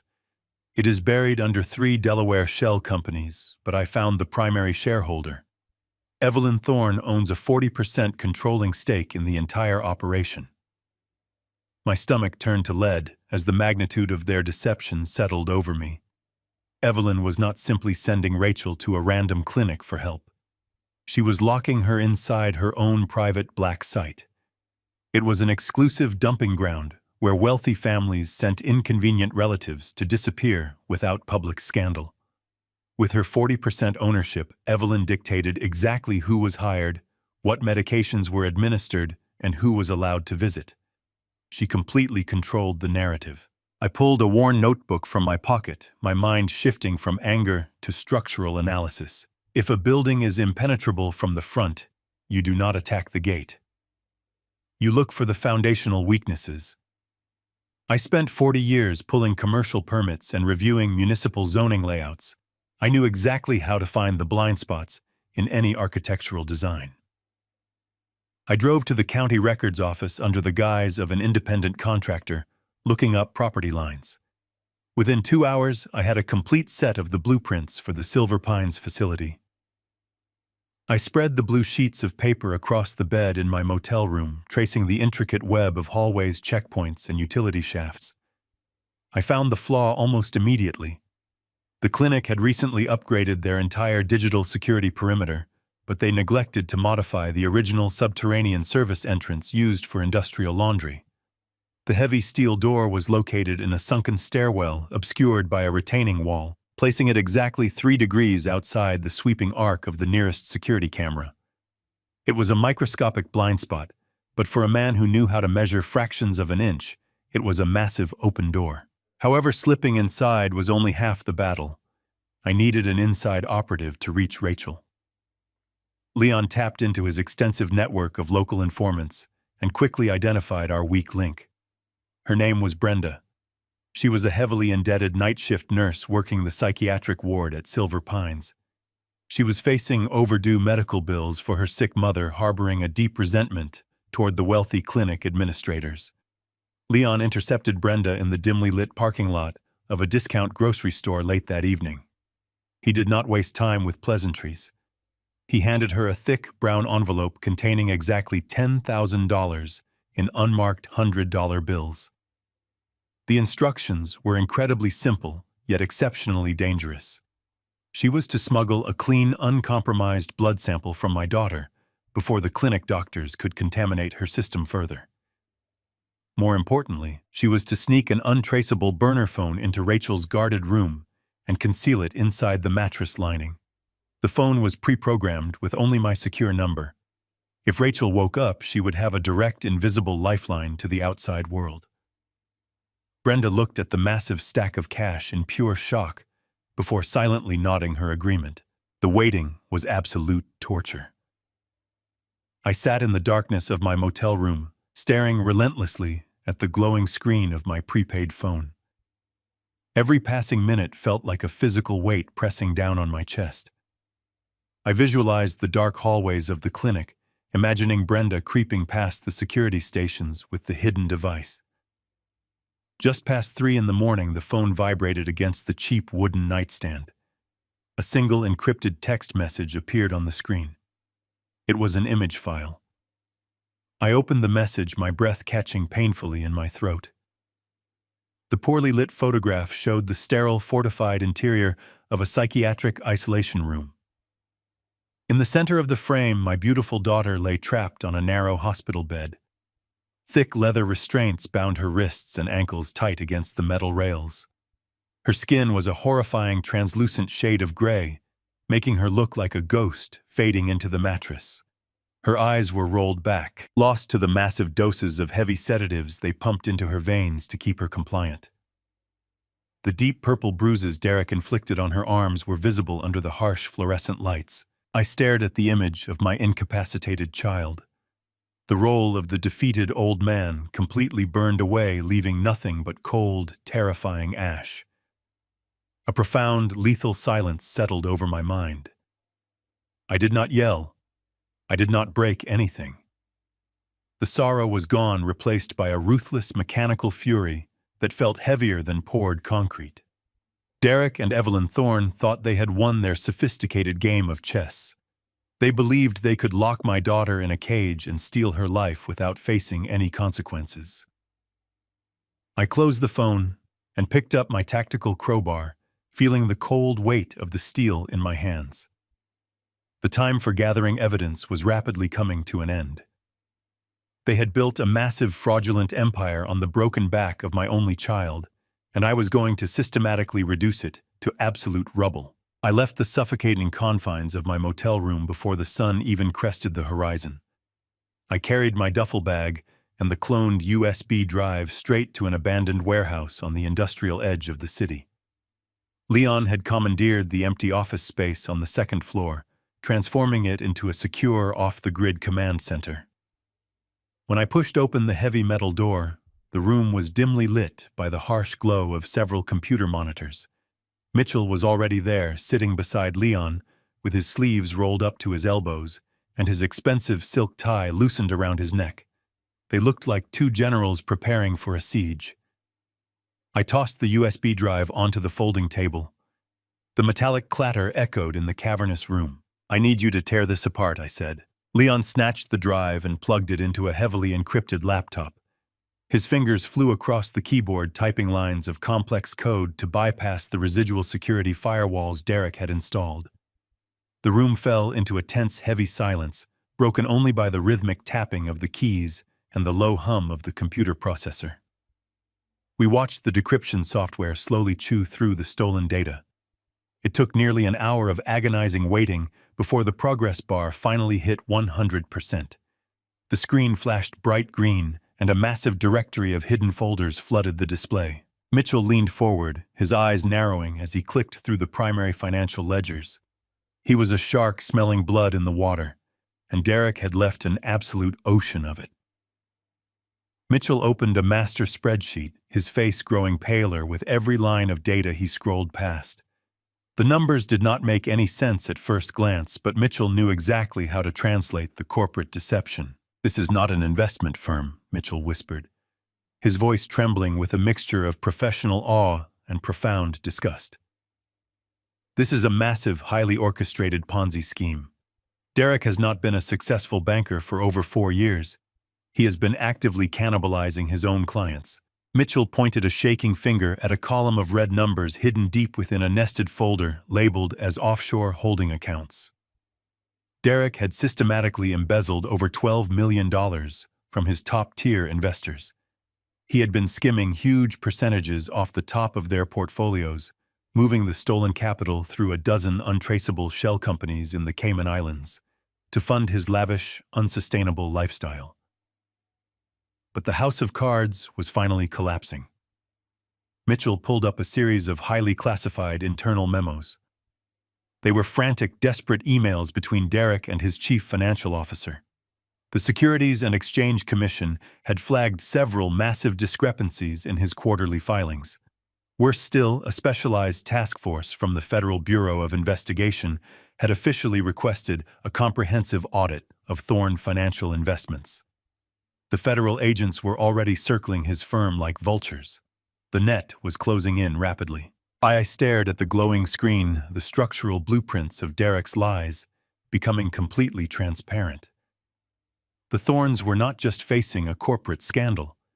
They were facing absolute catastrophic ruin. Leon opened another directory labeled Personal Estate. The files inside documented the brutal reality of their private finances. The immaculate, sprawling mansion in the North Shore, the luxury imported vehicles, the expensive charity galas, it was all a meticulously crafted illusion. The estate was heavily mortgaged, and they had not made a single payment in 7 months. A final notice of foreclosure had been issued just 3 weeks ago. Their private bank accounts were completely overdrawn. They had maxed out every line of available credit. Derek and Evelyn were entirely bankrupt. They did not have enough liquid cash to pay their utility bills, let alone fend off a massive federal indictment and repay $12 million in stolen client funds. There is only one clean, untraceable asset left in their entire orbit, Mitchell stated, pulling up the trust fund documents Sarah had created. It is Rachel's $8 million inheritance. It matured exactly 14 days ago, but there is a massive legal roadblock for them. Sarah designed this trust to be completely bulletproof. Derek cannot just transfer the funds into a joint account. The bank requires Rachel's physical signature verified by a public notary to authorize the release of the principal capital. Without her explicit willing consent, Derek cannot touch a single dime of that money. The horrifying mechanics of the trap were now fully illuminated. Derek was drowning in criminal debt. He demanded the money. Rachel refused and threatened to expose him, so he and his mother pivoted to a sinister contingency plan. They poisoned her, labeled her as a suicidal addict, and locked her in a private medical fortress controlled by Evelyn. They were keeping my daughter heavily sedated, while Derek used his medical proxy to file for a hostile financial conservatorship. Once a judge declared Rachel mentally incompetent to manage her own affairs, Derek would be granted absolute legal control over her estate. He could bypass the signature requirement, drain the $8 million, pay off his most dangerous creditors, and silence the federal auditors before the FBI knocked on his door. My daughter was the only thing standing between Derek Thorne and a federal prison cell. Leon suddenly held up his hand, signaling us to stop talking. He was digging through a hidden partition on the hard drive, a secure folder disguised as temporary system files. "Look at this," Leon muttered, his brow furrowing in deep concentration. Derek uses a voice-activated dictation software for his private memos. The program automatically records background audio and saves the cached files locally on the hard drive before transferring them to the cloud. I just found an audio file that was hidden and marked for permanent deletion. The timestamp on the recording is from 3 days ago, exactly 20 minutes before you received that panicked voicemail from Rachel. Leon amplified the computer speakers and clicked play on the recovered file. A harsh static hiss filled the warehouse, followed immediately by the sound of glass shattering against a hardwood floor. "I am not signing anything!" Rachel screamed. Her voice echoed through the speakers, fierce and unyielding. "You lied to me. You lied to everyone. I saw the offshore statements. I know exactly what you did to those clients. You stole millions of dollars, and you expect me to drain my mother's trust fund to save you from federal prison." Derek's voice responded, cold, venomous, and dripping with manic desperation. "You do not understand how this works, Rachel. If I go down, this entire family goes down. The estate will be seized. We will lose absolutely everything. You are my wife.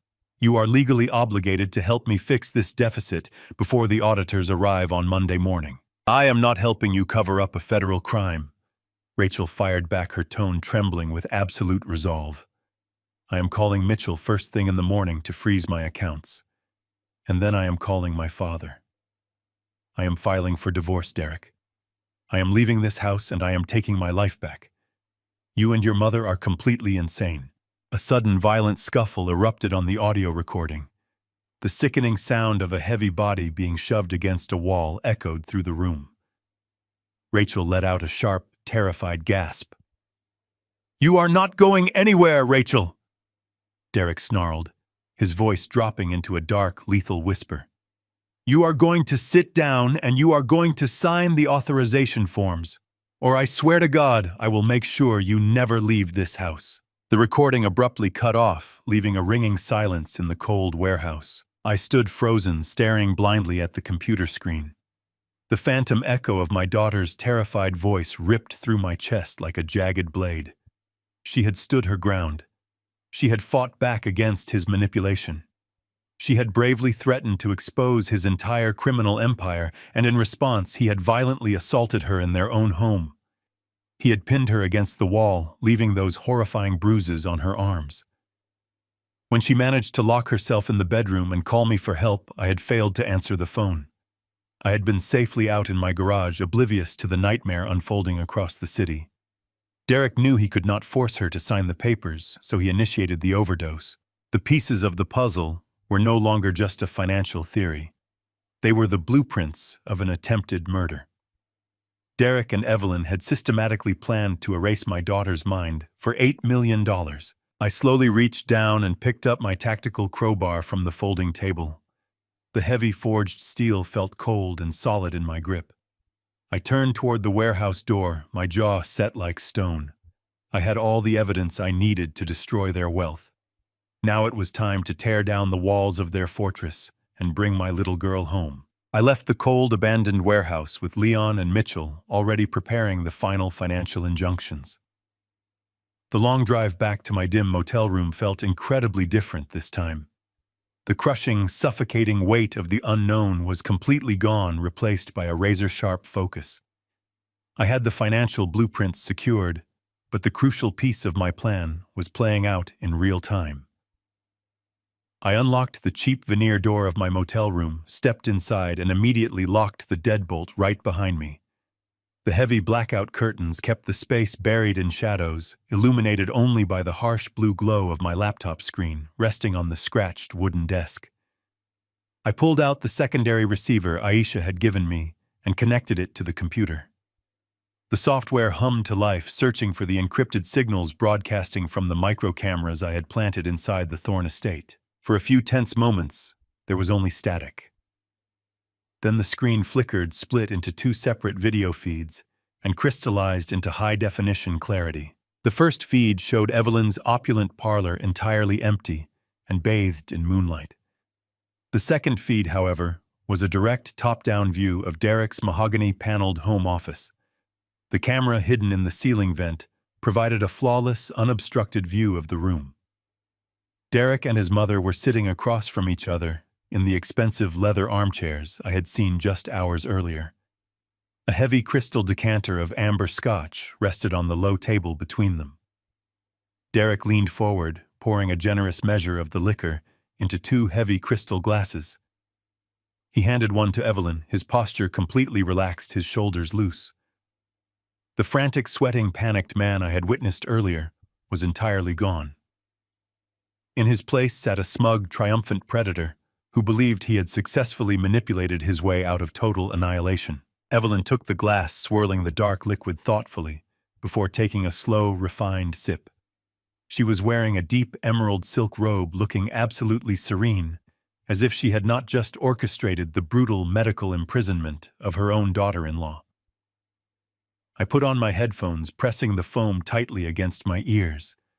The parabolic microphones picked up the crisp clinking of ice against crystal and the soft, steady hum of the central heating system. I held my breath, waiting for the structural cracks to reveal themselves.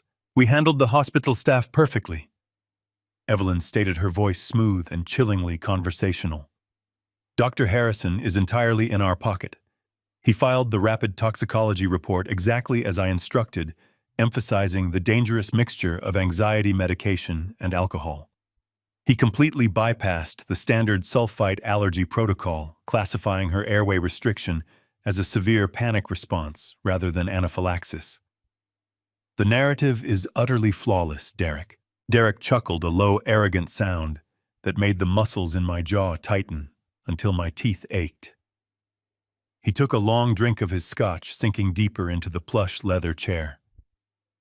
"I have to admit, Mother, I was terrified when she found those offshore banking statements. When she threatened to call Mitchell and lock down her trust fund, I thought we were completely finished. The federal auditors are breathing down my neck. If she had filed for divorce and walked out that door with her $8 million, the entire firm would have imploded by Monday." Evelyn waved a dismissive, elegant hand, placing her glass on the table. "You panic far too easily, Derek. You always have. When a structural liability threatens the foundation of our family, we do not panic. We neutralize it. Rachel was a liability. She thought her little nursing degree and her inherited money gave her power over us. We simply reminded her who actually controls this environment." I sat rigidly in my motel room, my hands gripping the edge of the desk so hard My knuckles turned white. The sheer casual cruelty in her voice was nauseating. They were discussing my daughter as if she were a defective piece of machinery they had casually discarded. Derek swirled his drink, staring into the amber depths. "I still cannot believe how incredibly hard she fought us," he muttered, shaking his head. When I backed her into the corner of the bedroom and showed her the crushed pills dissolved in the wine, she looked at me like I was a monster. Evelyn scoffed loudly, a harsh, ugly sound that destroyed her refined facade. She fought like a stray dog. Evelyn sneered, her voice dropping into a hateful, venomous register. It was pathetic. When I grabbed her by the arms and pinned her down against the hardwood floor, she was thrashing and screaming for you to stop. She was begging, but I held her wrists tight. I dug my fingers into her arms until she could not move a single muscle. "You have to be firm with feral things, Derek. You have to break their spirit before you can leash them." I held her perfectly still while you forced the glass against her mouth and poured that mixture down her throat. The air vanished from my lungs. A violent, sickening shudder violently ripped through my entire body. I was listening to a mother calmly describe how she physically restrained my child while her son poured poison down her throat. The bruises, the dark, terrifying fingerprints pressed deep into Rachel's pale skin. It was Evelyn. Evelyn had pinned her down. Evelyn had watched my daughter choke on the sulfites she was deathly allergic to, holding her down while she struggled for breath. We had to make sure she swallowed enough to justify the psychiatric hold. Evelyn continued smoothing a wrinkle from her silk robe. If we had simply called the police and claimed she was unstable, she would have denied it. She would have told them about your embezzlement. We needed her completely incoherent, violently ill, and demonstrably suicidal. By forcing the overdose, we discredited her entirely. We created the perfect, undeniable physical evidence of a severe mental breakdown. Derek nodded in vigorous agreement. And the brilliant part is that her beloved father bought the performance hook, line, and sinker. Victor was standing right there in the hospital corridor, looking like a pathetic, beaten dog. I handed him the legal proxy, and he just completely folded. He packed up his truck and ran away to Wisconsin to cry in a cabin. He will not be anywhere near the city to interfere. Evelyn smiled, raising her glass. We erased her voice, Derek. A suicidal, addicted wife locked in a secure psychiatric ward has absolutely no credibility. Even if she wakes up and tries to tell the nurses about your missing millions, it will be instantly documented as a paranoid delusion caused by her chemical dependency. We own her narrative. We own her medical care. And most importantly, we own her estate. Derek checked his heavy gold wristwatch, the metal gleaming under the office lights. The paperwork is ready. Once the judge signs it on Friday, we pull the plug on her trust, and the clinic keeps her a vegetable for the next 10 years. No one will ever believe a junkie. The echo of Derek's final chilling sentence hung in the heavy, stagnant air of the motel room. The absolute cruelty of it suffocated me. I stared at the glowing computer monitor, the blue light casting long, harsh shadows across the scarred wooden desk. The mechanical fury that had ignited inside me earlier was no longer just a burning ember. It had forged itself into something much denser, something entirely absolute and unbreakable. I reached out with a steady hand and pressed a single key, stopping the recording. The silence that rushed back into the room was absolute, but my mind was moving at blinding speed. I had the confession. I had the brutal, undeniable truth of what they had done to my only child. The truth was a weapon, yes, but it was currently sheathed. If I moved too recklessly, if I allowed my anger to dictate my actions, Derek would simply slip through my fingers like water. I needed professional surgical precision to trap him, but possessing the truth and weaponizing it were two completely different things in the eyes of the law. I needed Mitchell. I picked up the burner phone, dialed his direct line, and told him to get to the warehouse command center immediately. I packed the laptop, the hard drive, and the audio files into my canvas duffel bag, leaving the surveillance equipment running. I drove back to the industrial district, the dark, empty streets flashing past my windshield like a blurred nightmare. When I pushed open the heavy metal door of the second-floor office, Leon and Mitchell were already waiting. I did not waste time with pleasantries. I plugged the laptop into the main monitor and played the audio file. I watched the color rapidly drain from Mitchell's face as Evelyn described holding my daughter down. I watched Leon's jaw tighten, his hands curling into tight fists upon the folding table. When the recording finally clicked off, neither man spoke for a long time. The sheer calculated malice of the Thorne family had completely paralyzed the room. Mitchell slowly took off his glasses, rubbing the bridge of his nose with a trembling hand. Victor Mitchell began, his voice unusually quiet, stripped of his typical courtroom confidence. This changes the entire landscape, but it also accelerates their timeline drastically. If Derek has already filed the paperwork, we are running out of time. Mitchell opened his briefcase and pulled out a thick stack of legal precedents. He explained the grim, terrifying reality of the legal maneuver Derek was executing. "It is called an emergency ex parte conservatorship," Mitchell stated, leaning heavily against the table. "It is a legal provision originally designed to protect vulnerable individuals who present an immediate danger to themselves. Derek has weaponized it perfectly. He is bypassing standard notification periods by claiming Rachel's fake suicide attempt constitutes a severe, life-threatening medical crisis." Mitchell spread the documents across the table, tapping his gold pen against the dense legal text. "Derek has submitted the completely falsified medical records from the emergency room. He has the rapidly processed toxicology report showing the lethal mixture of sedatives and alcohol. And most damaging of all, he has the sworn documented testimony of Dr. Harrison, the corrupt emergency room physician Evelyn paid off. That doctor has legally certified that Rachel suffers from profound psychiatric instability and severe chemical dependency. The hearing is scheduled for tomorrow morning, Friday, at exactly 9. It will be held behind closed doors in a private judicial chamber to protect the privacy of the patient. If the judge bangs that gavel and signs that specific order, Derek will instantly be granted absolute, irrevocable legal control over Rachel's entire existence. I felt a cold, paralyzing dread creeping up my spine. "What exactly does absolute control mean, Mitchell?" I asked, my voice dangerously calm. "It means you cease to exist as her father in the eyes of the law," Mitchell replied, looking me directly in the eyes. "Derek will have the legal authority to dictate her medical treatment, which means he can keep her permanently committed and heavily sedated in Evelyn's black site clinic. He will control who is allowed to visit her, which means he will legally ban you from ever stepping foot inside that facility. You will never be allowed to see your daughter again. And financially, he will gain total access to her $8 million trust fund. He will drain every single penny by Monday afternoon, wire the stolen funds to his offshore creditors, and completely cover up his massive $12 million embezzlement. He will walk away a free, wealthy man, and Rachel will be trapped in a chemical prison for the rest of her natural life." The staggering weight of Mitchell's words hung heavily over the dimly lit warehouse.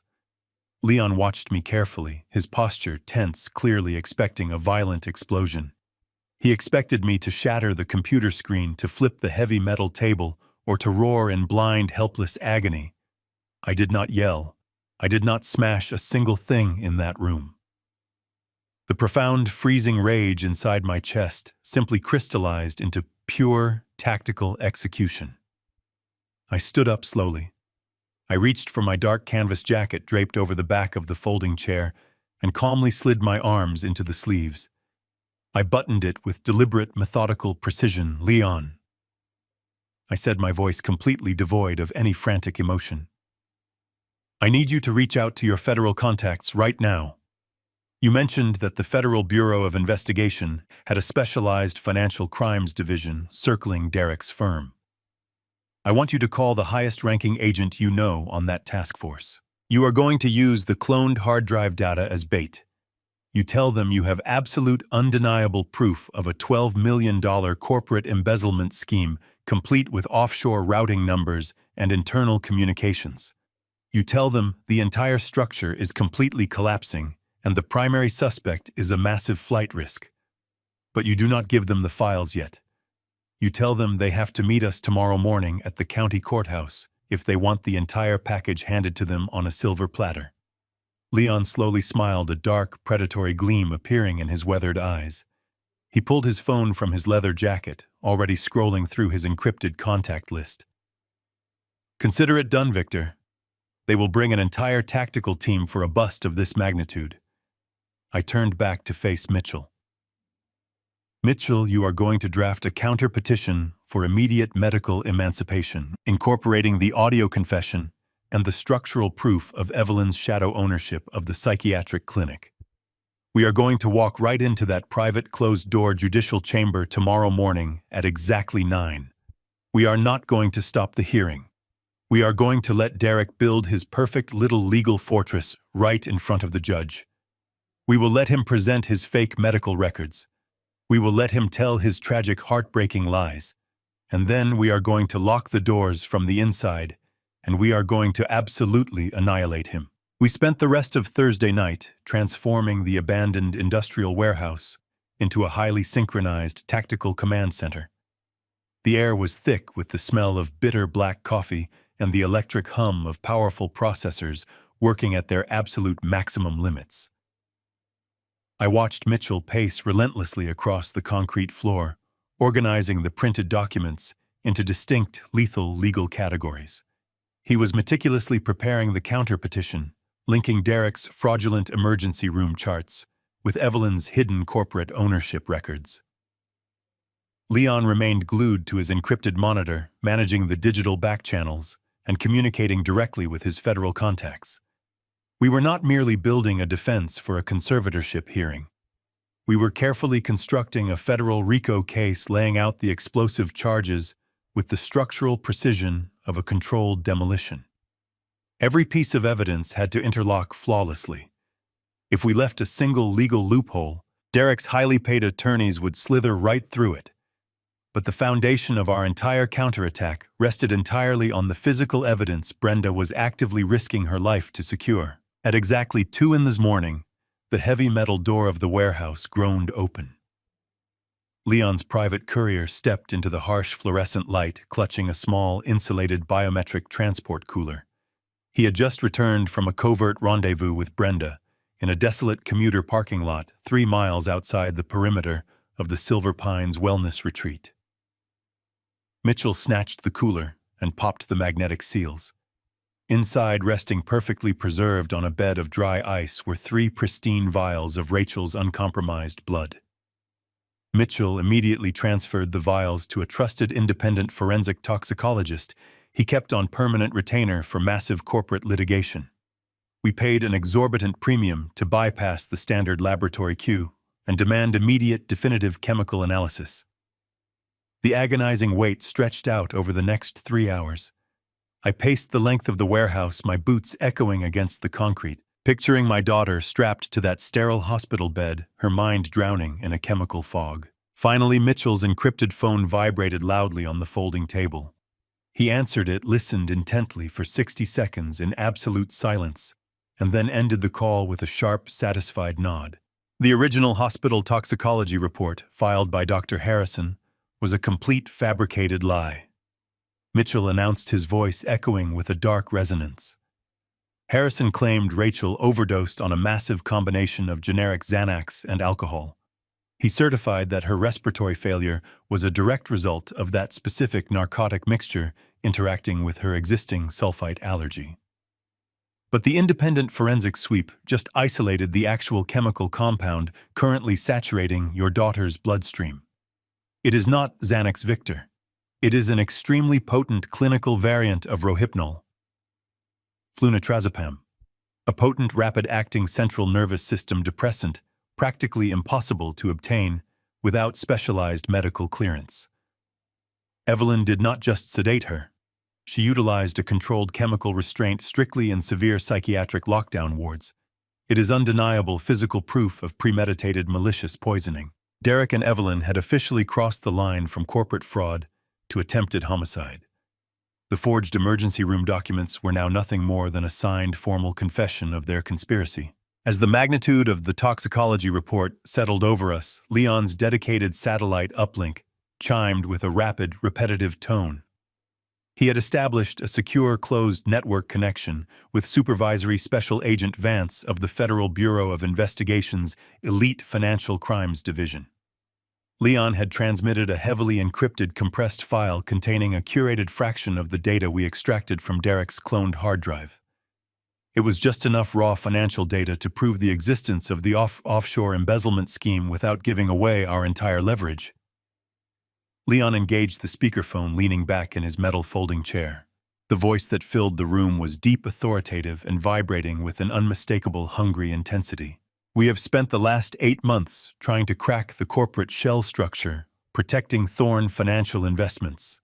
The federal agent stated bluntly, skipping all pleasantries. Derek Thorne has buried his client portfolios beneath a labyrinth of international banking firewalls. We knew he was bleeding capital, but we could not pinpoint the extraction nodes. The routing numbers and internal communications you just provided bypass years of grueling forensic accounting. The metadata is absolutely authentic. My entire task force is currently salivating at the sheer magnitude of this wire fraud.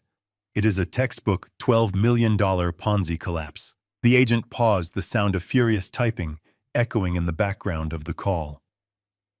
I need the rest of that drive, Leon. I need the master ledgers and the encryption keys to those Cayman Island accounts. I can secure a federal arrest warrant by sunrise. Leon looked at me, raising an eyebrow in silent question. I stepped closer to the microphone, letting the cold, flat authority of a master contractor seep into my voice. You will get every single byte of data, Agent Vance, I replied evenly, but you will not execute a single arrest warrant until 9:30 this morning. Derek Thorne is attending a private conservatorship hearing in the county courthouse at 9 o'clock to steal my daughter's mature trust fund. You are going to position your tactical team outside the primary judicial chambers. You will wait until I personally dismantle his legal fortress in front of the presiding judge. When the dust settles, the rest of the hard drive is yours. The federal agent let out a low, appreciative whistle. We will be waiting in the corridor, Victor. Do not leave a mess. The federal connection severed, leaving the warehouse in a profound, heavy silence. The trap was fully constructed, the explosives were meticulously wired, and the perimeter was completely secured. There was absolutely nothing else left for us to do but patiently wait for the breaking dawn. I left Leon and Mitchell to finalize the legal briefs and drove back to the dilapidated motel as the first faint gray light of Friday morning began to bleed across the eastern horizon. The freezing wind had finally died down, leaving the city locked in a still, biting chill. I walked into my dimly lit room and turned on the small, flickering bathroom light. I stripped off the dark, tactical clothing I had worn during the infiltration of the Thorne estate. I turned on the shower, letting the scalding hot water wash away the sweat, the grime, and the lingering exhaustion of the past 3 days. I needed to wash away the frail, grieving father completely. When I stepped out of the steam, I opened the garment bag I had brought with me from my home. Inside hung a sharp, meticulously tailored dark charcoal suit. It was the armor I used to wear when negotiating massive, critical commercial construction contracts. I dressed with deliberate, methodical care. I fastened the crisp white collar of my shirt, pulled the silk tie perfectly straight, and slipped into the heavy wool jacket. I stood before the cracked mirror hanging above the cheap motel sink and stared at my reflection. The clueless old man was dead, replaced entirely by a ruthless project manager who was finally ready for the ultimate final inspection. The heavy oak doors of the county courthouse were thick enough to muffle the sounds of the busy city outside, creating a suffocating vacuum of silence in the private judicial chambers. Inside room 402, the atmosphere was thick with manufactured grief. Judge Thomas Arris, a stern man with 30 years of family court experience, sat high behind the polished mahogany bench. Directly below him at the plaintiff table, Derek and Evelyn Thorne were delivering the performance of a lifetime. They were dressed in immaculate, conservative, dark clothing, perfectly tailored to project quiet, respectful sorrow. Derek sat with his shoulders slumped, his head bowed, clutching a crumpled white tissue in his trembling hands. Every few seconds he would dab at the corners of his eyes, producing an incredibly convincing display of a husband broken by tragedy. Evelyn sat beside him, placing a gentle, comforting hand on his shoulder. She looked the part of the stoic, supportive mother, her face arranged into a mask of polite devastation. "Your Honor," Derek began, his voice cracking perfectly as he addressed the bench. "It breaks my heart to be here today. I have tried everything to help my wife. I have loved Rachel through her darkest moments, hoping she would find the strength to overcome her demons. But the addiction has completely taken over her mind. She is no longer the woman I married. The drugs have made her paranoid, volatile, and profoundly dangerous to herself." Derek paused, taking a shaky breath, letting the silence hang in the courtroom for maximum emotional impact. 2 nights ago, she hit absolute rock bottom. She consumed a lethal mixture of sedatives and alcohol. If I had not found her and rushed her to the emergency room, she would not be alive right now. She needs long-term intensive psychiatric intervention, and she needs to be protected from her own financial resources before she uses them to destroy herself completely. Judge Aris peered over his silver reading glasses, carefully reviewing the thick legal binder Derek had submitted. The binder contained the forged emergency room charts, the manipulated toxicology sweep, and the sworn affidavit from Dr. Harrison. The fabricated evidence was structured flawlessly. "I have reviewed the medical documentation provided by the attending physician," Judge Aris stated, his tone heavy with sympathetic gravity. "The toxicology report clearly indicates a severe and life-threatening chemical dependency. It is always a tragic situation when a spouse must step in to assume total legal control, Mr. Thorne. However, given the overwhelming physical evidence of self-harm and severe psychiatric instability, the court recognizes the immediate necessity of this intervention." The judge picked up his heavy black pen, unscrewing the gold cap. "The stroke of his hand would instantly dissolve the autonomy of my daughter, granting Derek absolute access to her $8 million trust fund." It was the final checkmate. At that exact moment, the massive brass handles of the courtroom doors turned, and the heavy oak panels swung violently inward. The heavy thud of the wood hitting the rubber doorstops echoed like a gunshot through the silent chamber. I stepped across the threshold. I wore my tailored charcoal suit, my posture perfectly rigid, my face carved from freezing stone. I did not walk like a frail, broken father seeking pity. I walked like a project manager stepping onto a condemned demolition site. My leather shoes struck the polished marble floor with a steady, rhythmic cadence echoing loudly with every single step, but I did not walk alone. Mitchell marched directly on my right, clutching a thick, leather-bound briefcase filled with our independent forensic evidence. Leon flanked my left side, his posture loose but highly alert, his eyes scanning the room with the calculated precision of a seasoned detective. And directly behind us, moving in perfect synchronized silence, were 2 broad-shouldered federal agents. They wore identical dark suits, their federal badges clipped visibly to their belts, projecting an aura of absolute, undeniable authority. Supervisory Special Agent Vance led the pair, his expression completely devoid of any emotion. The impact of our entrance was instantaneous and physically devastating for the people sitting at the plaintiff table. Derek froze, the crumpled tissue dropping from his hands. The manufactured tears vanished from his eyes, instantly replaced by a look of sheer, unadulterated terror. He stopped breathing, his knuckles turning white as he gripped the edge of the wooden table. His carefully constructed illusion was completely shattering right in front of him. He knew exactly what the presence of those federal badges meant. He realized in a fraction of a second that his financial sanctuary had been breached, his offshore accounts exposed, and his entire criminal network laid bare.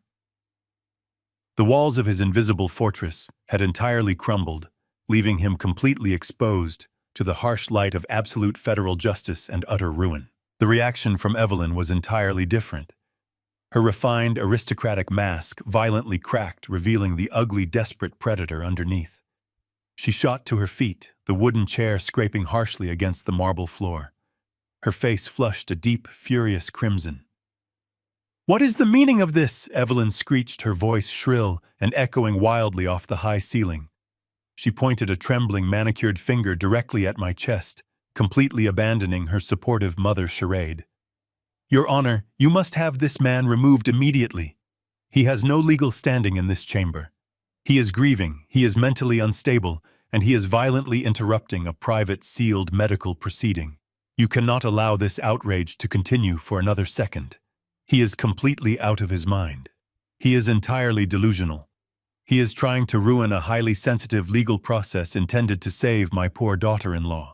Judge Aris slammed his wooden gavel against the sounding block, the sharp crack cutting through the hysterical screaming from Evelyn. "Order in my courtroom!" The judge commanded, his voice booming with absolute, unquestionable authority. He looked down at me, his brow furrowed in severe confusion, clearly disturbed by the sudden invasion of his private chambers. He pointed his gavel toward our group. "Sir, this is a closed hearing. You cannot simply storm through those doors. Who are you, and what is the meaning of this unprecedented interruption?" I did not yell over the lingering echoes of the incredibly frantic outburst from Evelyn. I did not smash my heavy fists against the solid wooden seating benches. I simply walked forward, moving with a very cold, calm, and terrifying certainty. I stopped precisely 3 feet away from the plaintiff table, looking directly into the violently panicked, sweating face of Derek. I could see the ruin reflected in his wide, terrified eyes. I turned my gaze up to the bench, meeting the stern, questioning stare from the judge. My voice was smooth, cold, and heavy with the weight of absolute truth. "Your Honor," I replied, my tone cutting the silence like a scalpel. "My name is Victor Caldwell. I am the father of the woman they are trying to imprison. I am not here to disrupt a medical proceeding. I am here to report a premeditated kidnapping, a calculated chemical poisoning, and a $12 million federal fraud." The silence following my declaration was absolute and heavy. Judge Aris lowered his gavel, his eyes darting between me, the federal agents, and the trembling figures of Derek and Evelyn Thorne. Derek looked as though the floor had completely vanished beneath his expensive shoes. He opened his mouth to speak, but only a dry wheeze escaped his throat. Evelyn stared at me with hatred, her chest heaving as she struggled to maintain her facade. She gripped the edge of the plaintiff table so hard, her manicured fingernails dug into the wood. "Your Honor," Mitchell said, stepping forward with smooth, calculated, professional grace. He placed his briefcase onto the evidence table and clicked the brass locks open. The sound was sharp and definitive in the quiet chamber. "My name is Arthur Mitchell, financial attorney for Rachel Thorne. We are here to contest this conservatorship with independent evidence proving the plaintiff systematically falsified medical documents to orchestrate a hostile financial takeover." Judge Aris leaned forward, his stern face hardening into a look of severe judicial scrutiny. "Those are incredibly serious allegations, Counselor," the judge warned, his voice dropping an octave. "You are accusing the plaintiff of manipulating a sealed medical proceeding. You had better have the documentation to back up a claim of that magnitude." Mitchell did not flinch. He smoothly pulled a pristine sealed manila folder from his briefcase and handed it directly to the bailiff, who immediately passed it up to the bench.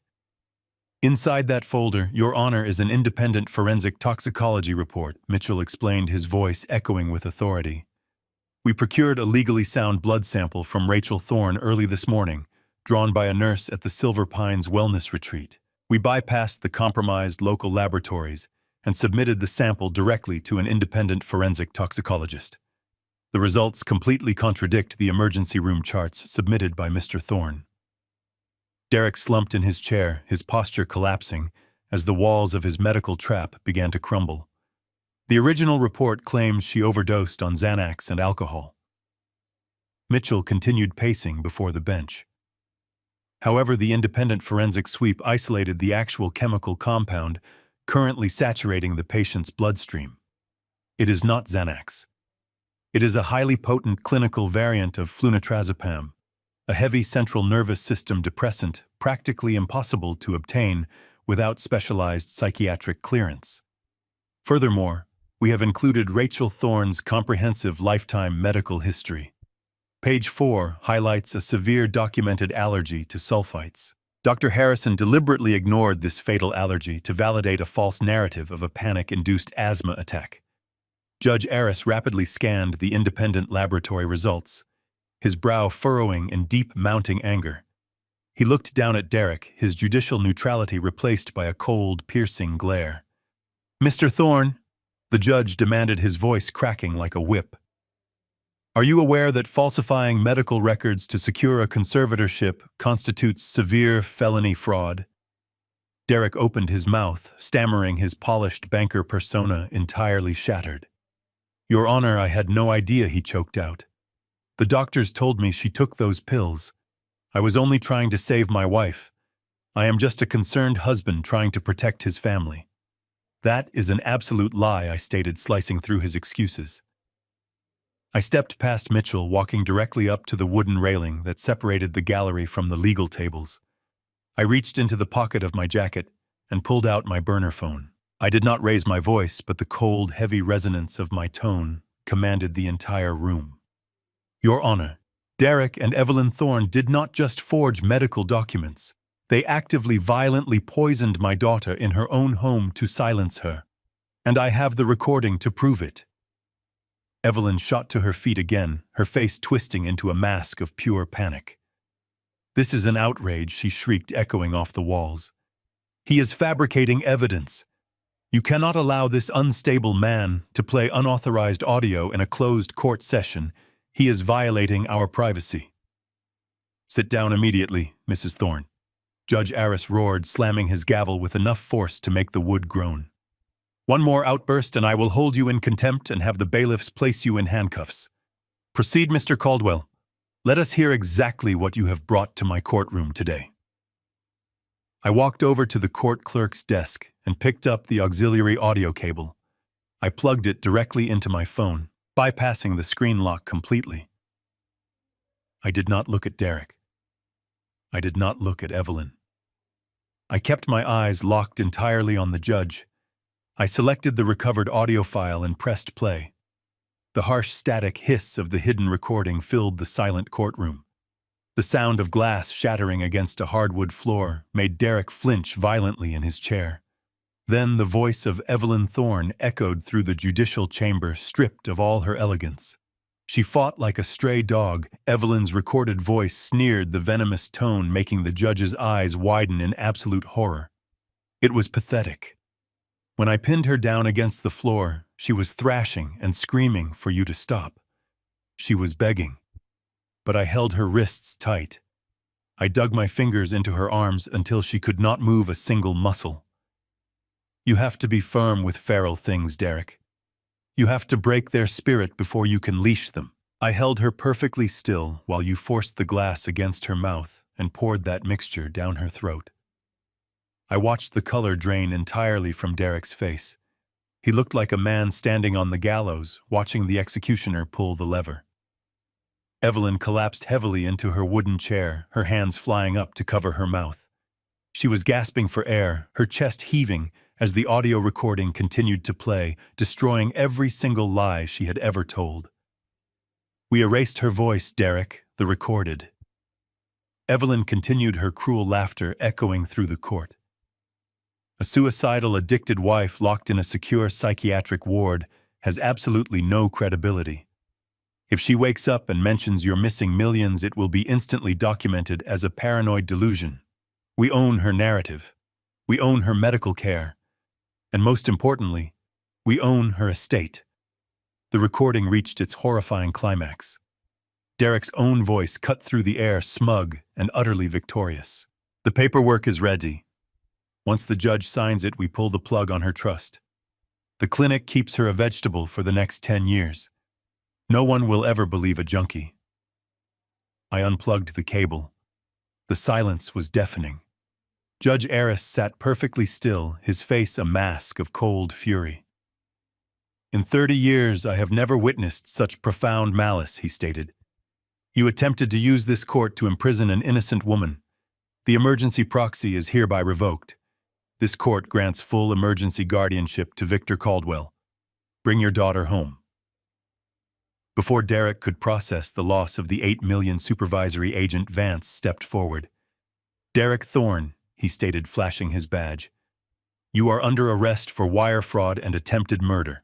The heavy polished silver handcuffs clicked around Derek's wrists with a sharp metallic finality that echoed through the stunned judicial chamber.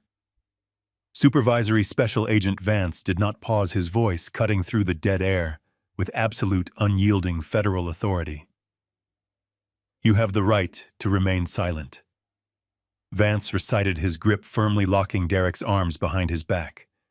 "Anything you say can and will be used against you in a court of law.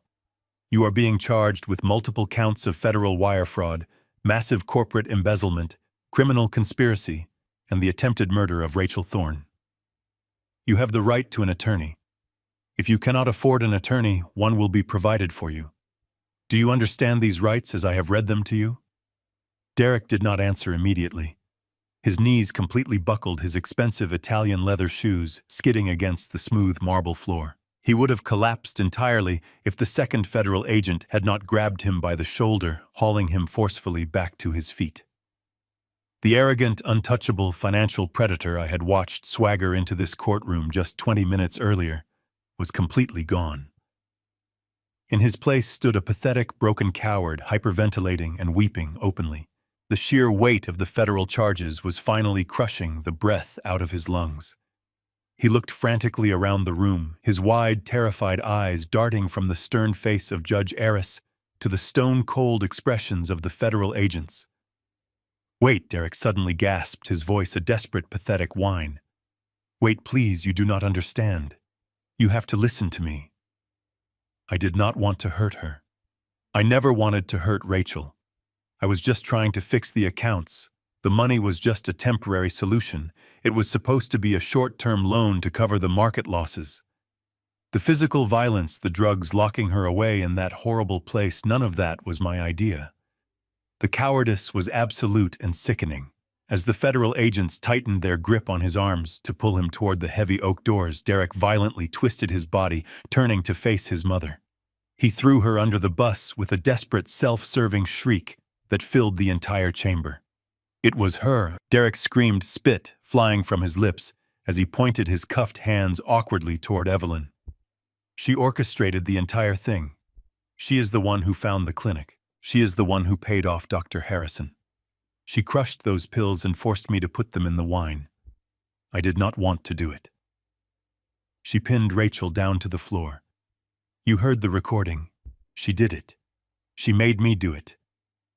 I am the victim here. She manipulated me." The courtroom erupted into pure, unadulterated chaos. Evelyn Thorne, the polished matriarch of North Shore royalty, the woman who had spent her entire life cultivating an image of flawless, untouchable, aristocratic grace, completely snapped. Her refined facade did not just crack. It violently shattered into a million irreparable pieces.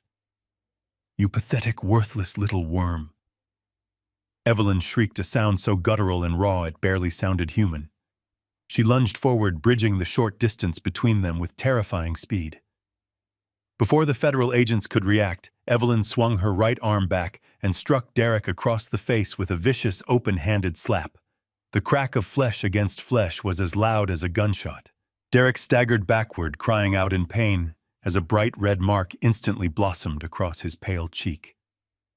"You blame me," Evelyn screamed, her chest heaving, her eyes wild with furious madness. "I spent my entire life cleaning up your miserable, incompetent messes. I built this family. I protected our legacy while you gambled it away like an absolute fool. I did what had to be done to save us from your stupidity. The physical assault was the final trigger." Judge Aris hammered his gavel repeatedly, shouting for the bailiffs to restore order, but the command was completely unnecessary. The heavy-set bailiff stationed by the door was already moving. He crossed the marble floor in 3 massive strides, wrapped his thick arms around Evelyn's waist, and tackled her hard against the plaintiff table. Evelyn thrashed and kicked, screaming obscenities that stripped away every last ounce of her elite dignity. The bailiff pinned her arms behind her back, drawing his own set of steel handcuffs. Evelyn Thorne, the bailiff, announced, his voice struggling over her frantic, breathless screeching. "You are under arrest for false imprisonment, aggravated assault, and attempted murder. Stop resisting immediately." She did not stop. She fought with the wild, desperate energy of a cornered predator, thrashing against the wood and kicking her expensive heels against the legs of the table. Her perfectly styled hair was ruined, hanging in sweaty, tangled strands across her face. The designer silk dress she had chosen for her triumphant court appearance was rumpled and twisted. The federal agents and the bailiffs hauled both of them up from the floor, their hands securely locked in cold steel. The physical struggle was over, but the verbal war was just beginning. As they were forcibly marched down the central aisle of the courtroom, Derek and Evelyn completely turned on each other. The toxic, parasitic nature of their relationship was fully exposed for everyone to witness. "I gave you everything," Evelyn roared at her son, violently struggling against the bailiff's heavy grip. "You are a failure, Derek, a complete failure. You ruined our family name. You ruined my life. I hope you rot in a federal cell." "You forced me into this," Derek screamed back, sobbing uncontrollably as the agents pushed him toward the exit. "You controlled every single aspect of my life. You made me do this. You are a monster. You ruined me." They were dragged out of the chamber, their hateful, venomous screams echoing down the long marble corridors of the county courthouse. The heavy oak doors swung shut behind them, abruptly cutting off their frantic wailing. The absolute ruin of the Thorne family was complete. They had walked into this building as wealthy, untouchable elites, confident in their ability to manipulate the law and destroy my child.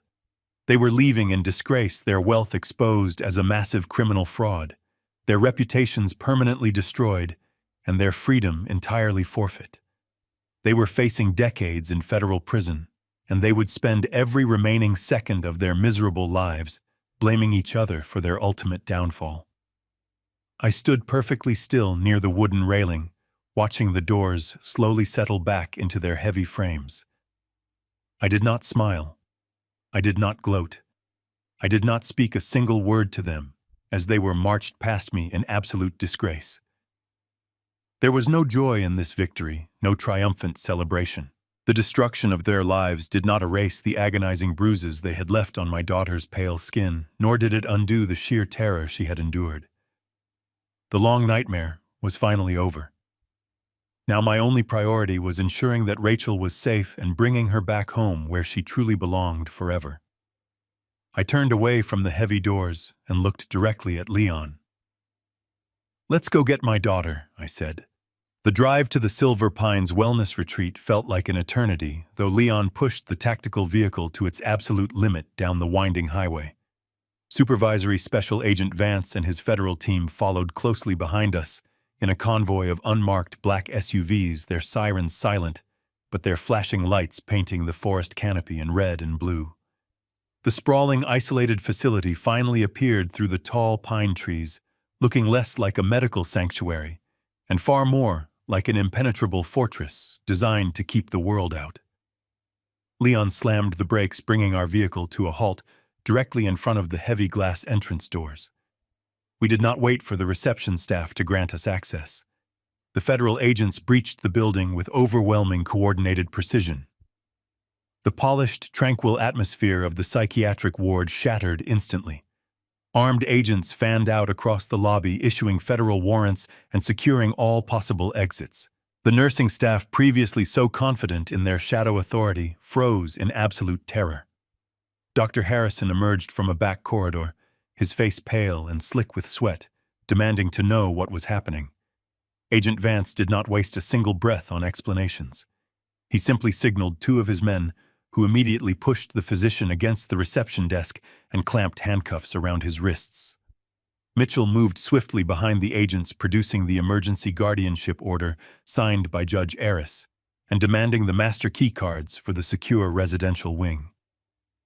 I did not wait for the bureaucracy to unfold. My heart hammered against my ribs with a frantic, desperate rhythm as I pushed past the detained staff and marched directly down the hallway. I read the brass room numbers as I walked, My jaw clenched until I reached room 412 at the very end of the corridor. The door was magnetically locked, but a federal agent stepped forward and swiped a confiscated keycard. The lock clicked, and the heavy door swung outward. The room was bathed in a dim twilight.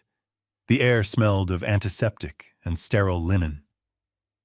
I stepped across the threshold, my breath catching painfully in my throat.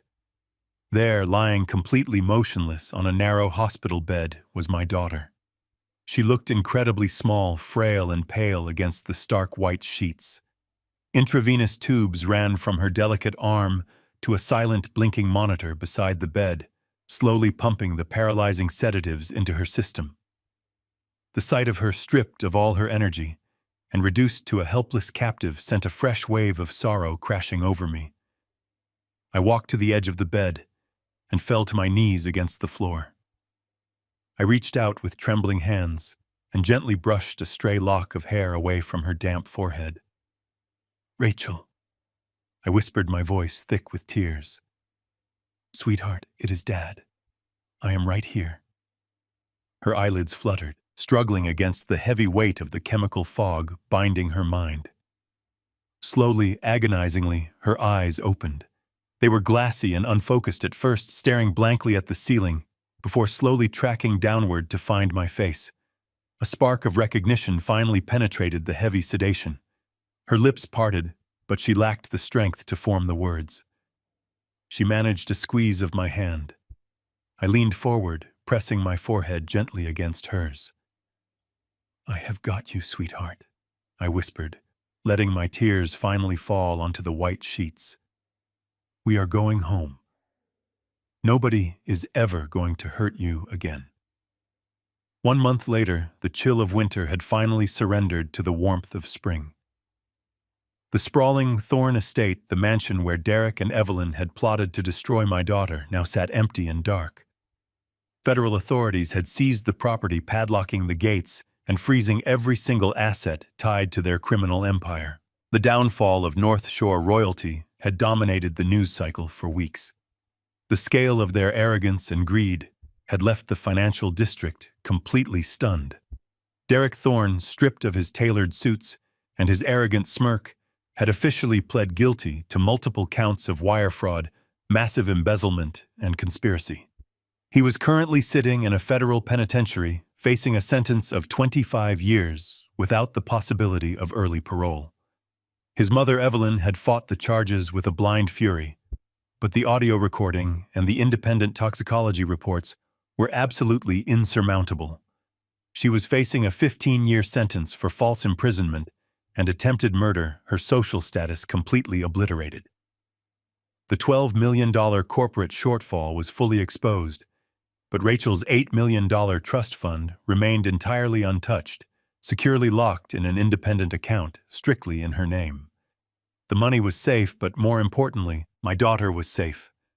I stood on the back porch of my quiet, modest home holding a steaming mug of hot coffee. I looked out over the sunlit garden, where bright daffodils and purple hydrangeas were beginning to bloom in the morning air. Rachel was sitting near the center of the lawn in a wheelchair, a blanket draped carefully across her lap. She held a cup of chamomile tea in both hands, taking small, slow sips as she absorbed the comforting warmth of the morning sun. The shadows under her eyes had finally faded, replaced by a returning color in her cheeks. The residual weakness from the poisoning was slowly leaving her body, replaced by a quiet, determined resilience. She looked up from her tea, sensing my presence on the porch. She smiled. I smiled back, lifting my mug in a silent salute. I remained on the steps, watching the breeze stir the leaves of the oak tree shading the yard. My mind drifted back over the events of the past month. I realized that a long lifetime spent pouring concrete, aligning heavy steel beams, and building structures had taught me a truth about the world. I knew exactly how to look at an edifice and immediately spot a rotting foundation. The Thorne family had built their entire empire on a crumbling bedrock of lies, manipulation, and greed. They believed their wealth and standing made them untouchable, insulated from the consequences of their cruelty. They thought they could crush anyone who stood in their way, but they had entirely underestimated the deep, unbreakable strength of a father defending his only child from their wicked grasp. I had not needed to stoop to their level of violence or deception. I had not thrown a single punch, nor had I fired a single weapon to bring their fortress down. I had systematically dismantled their entire existence using only cold patience, ruthless logic, and the absolute power of the truth. I had simply gathered the raw materials of their own deception and constructed a trap. Now the cruel monsters were permanently locked in their cold iron cages, their empire reduced to ashes, and their names disgraced. The dark, heavy storm had finally passed, leaving a beautiful, quiet peace in its wake. I took a slow, deep breath, filling my tired lungs with the fresh air of the garden, and stepped down from the porch to join my daughter in the sun. There is a dangerous misconception in society that age equates to obsolescence, and that silence implies ignorance. When arrogance blinds people, they often underestimate the quiet strength of those who have spent a lifetime building and protecting their families. True power does not roar. It observes, it calculates, and it strikes when the foundation of a lie is fully exposed. Never mistake a father's patience for weakness. Deception may offer a temporary illusion of control, but the truth wielded with precise and unyielding logic will always tear down the most elaborate fortresses built on greed and betrayal. If you enjoyed this story of justice, please hit the like button and subscribe to the channel so you never miss my upcoming life stories. Tell me in the comments, what would you have done in Victor's shoes? Let's connect in the comments below. With love and respect.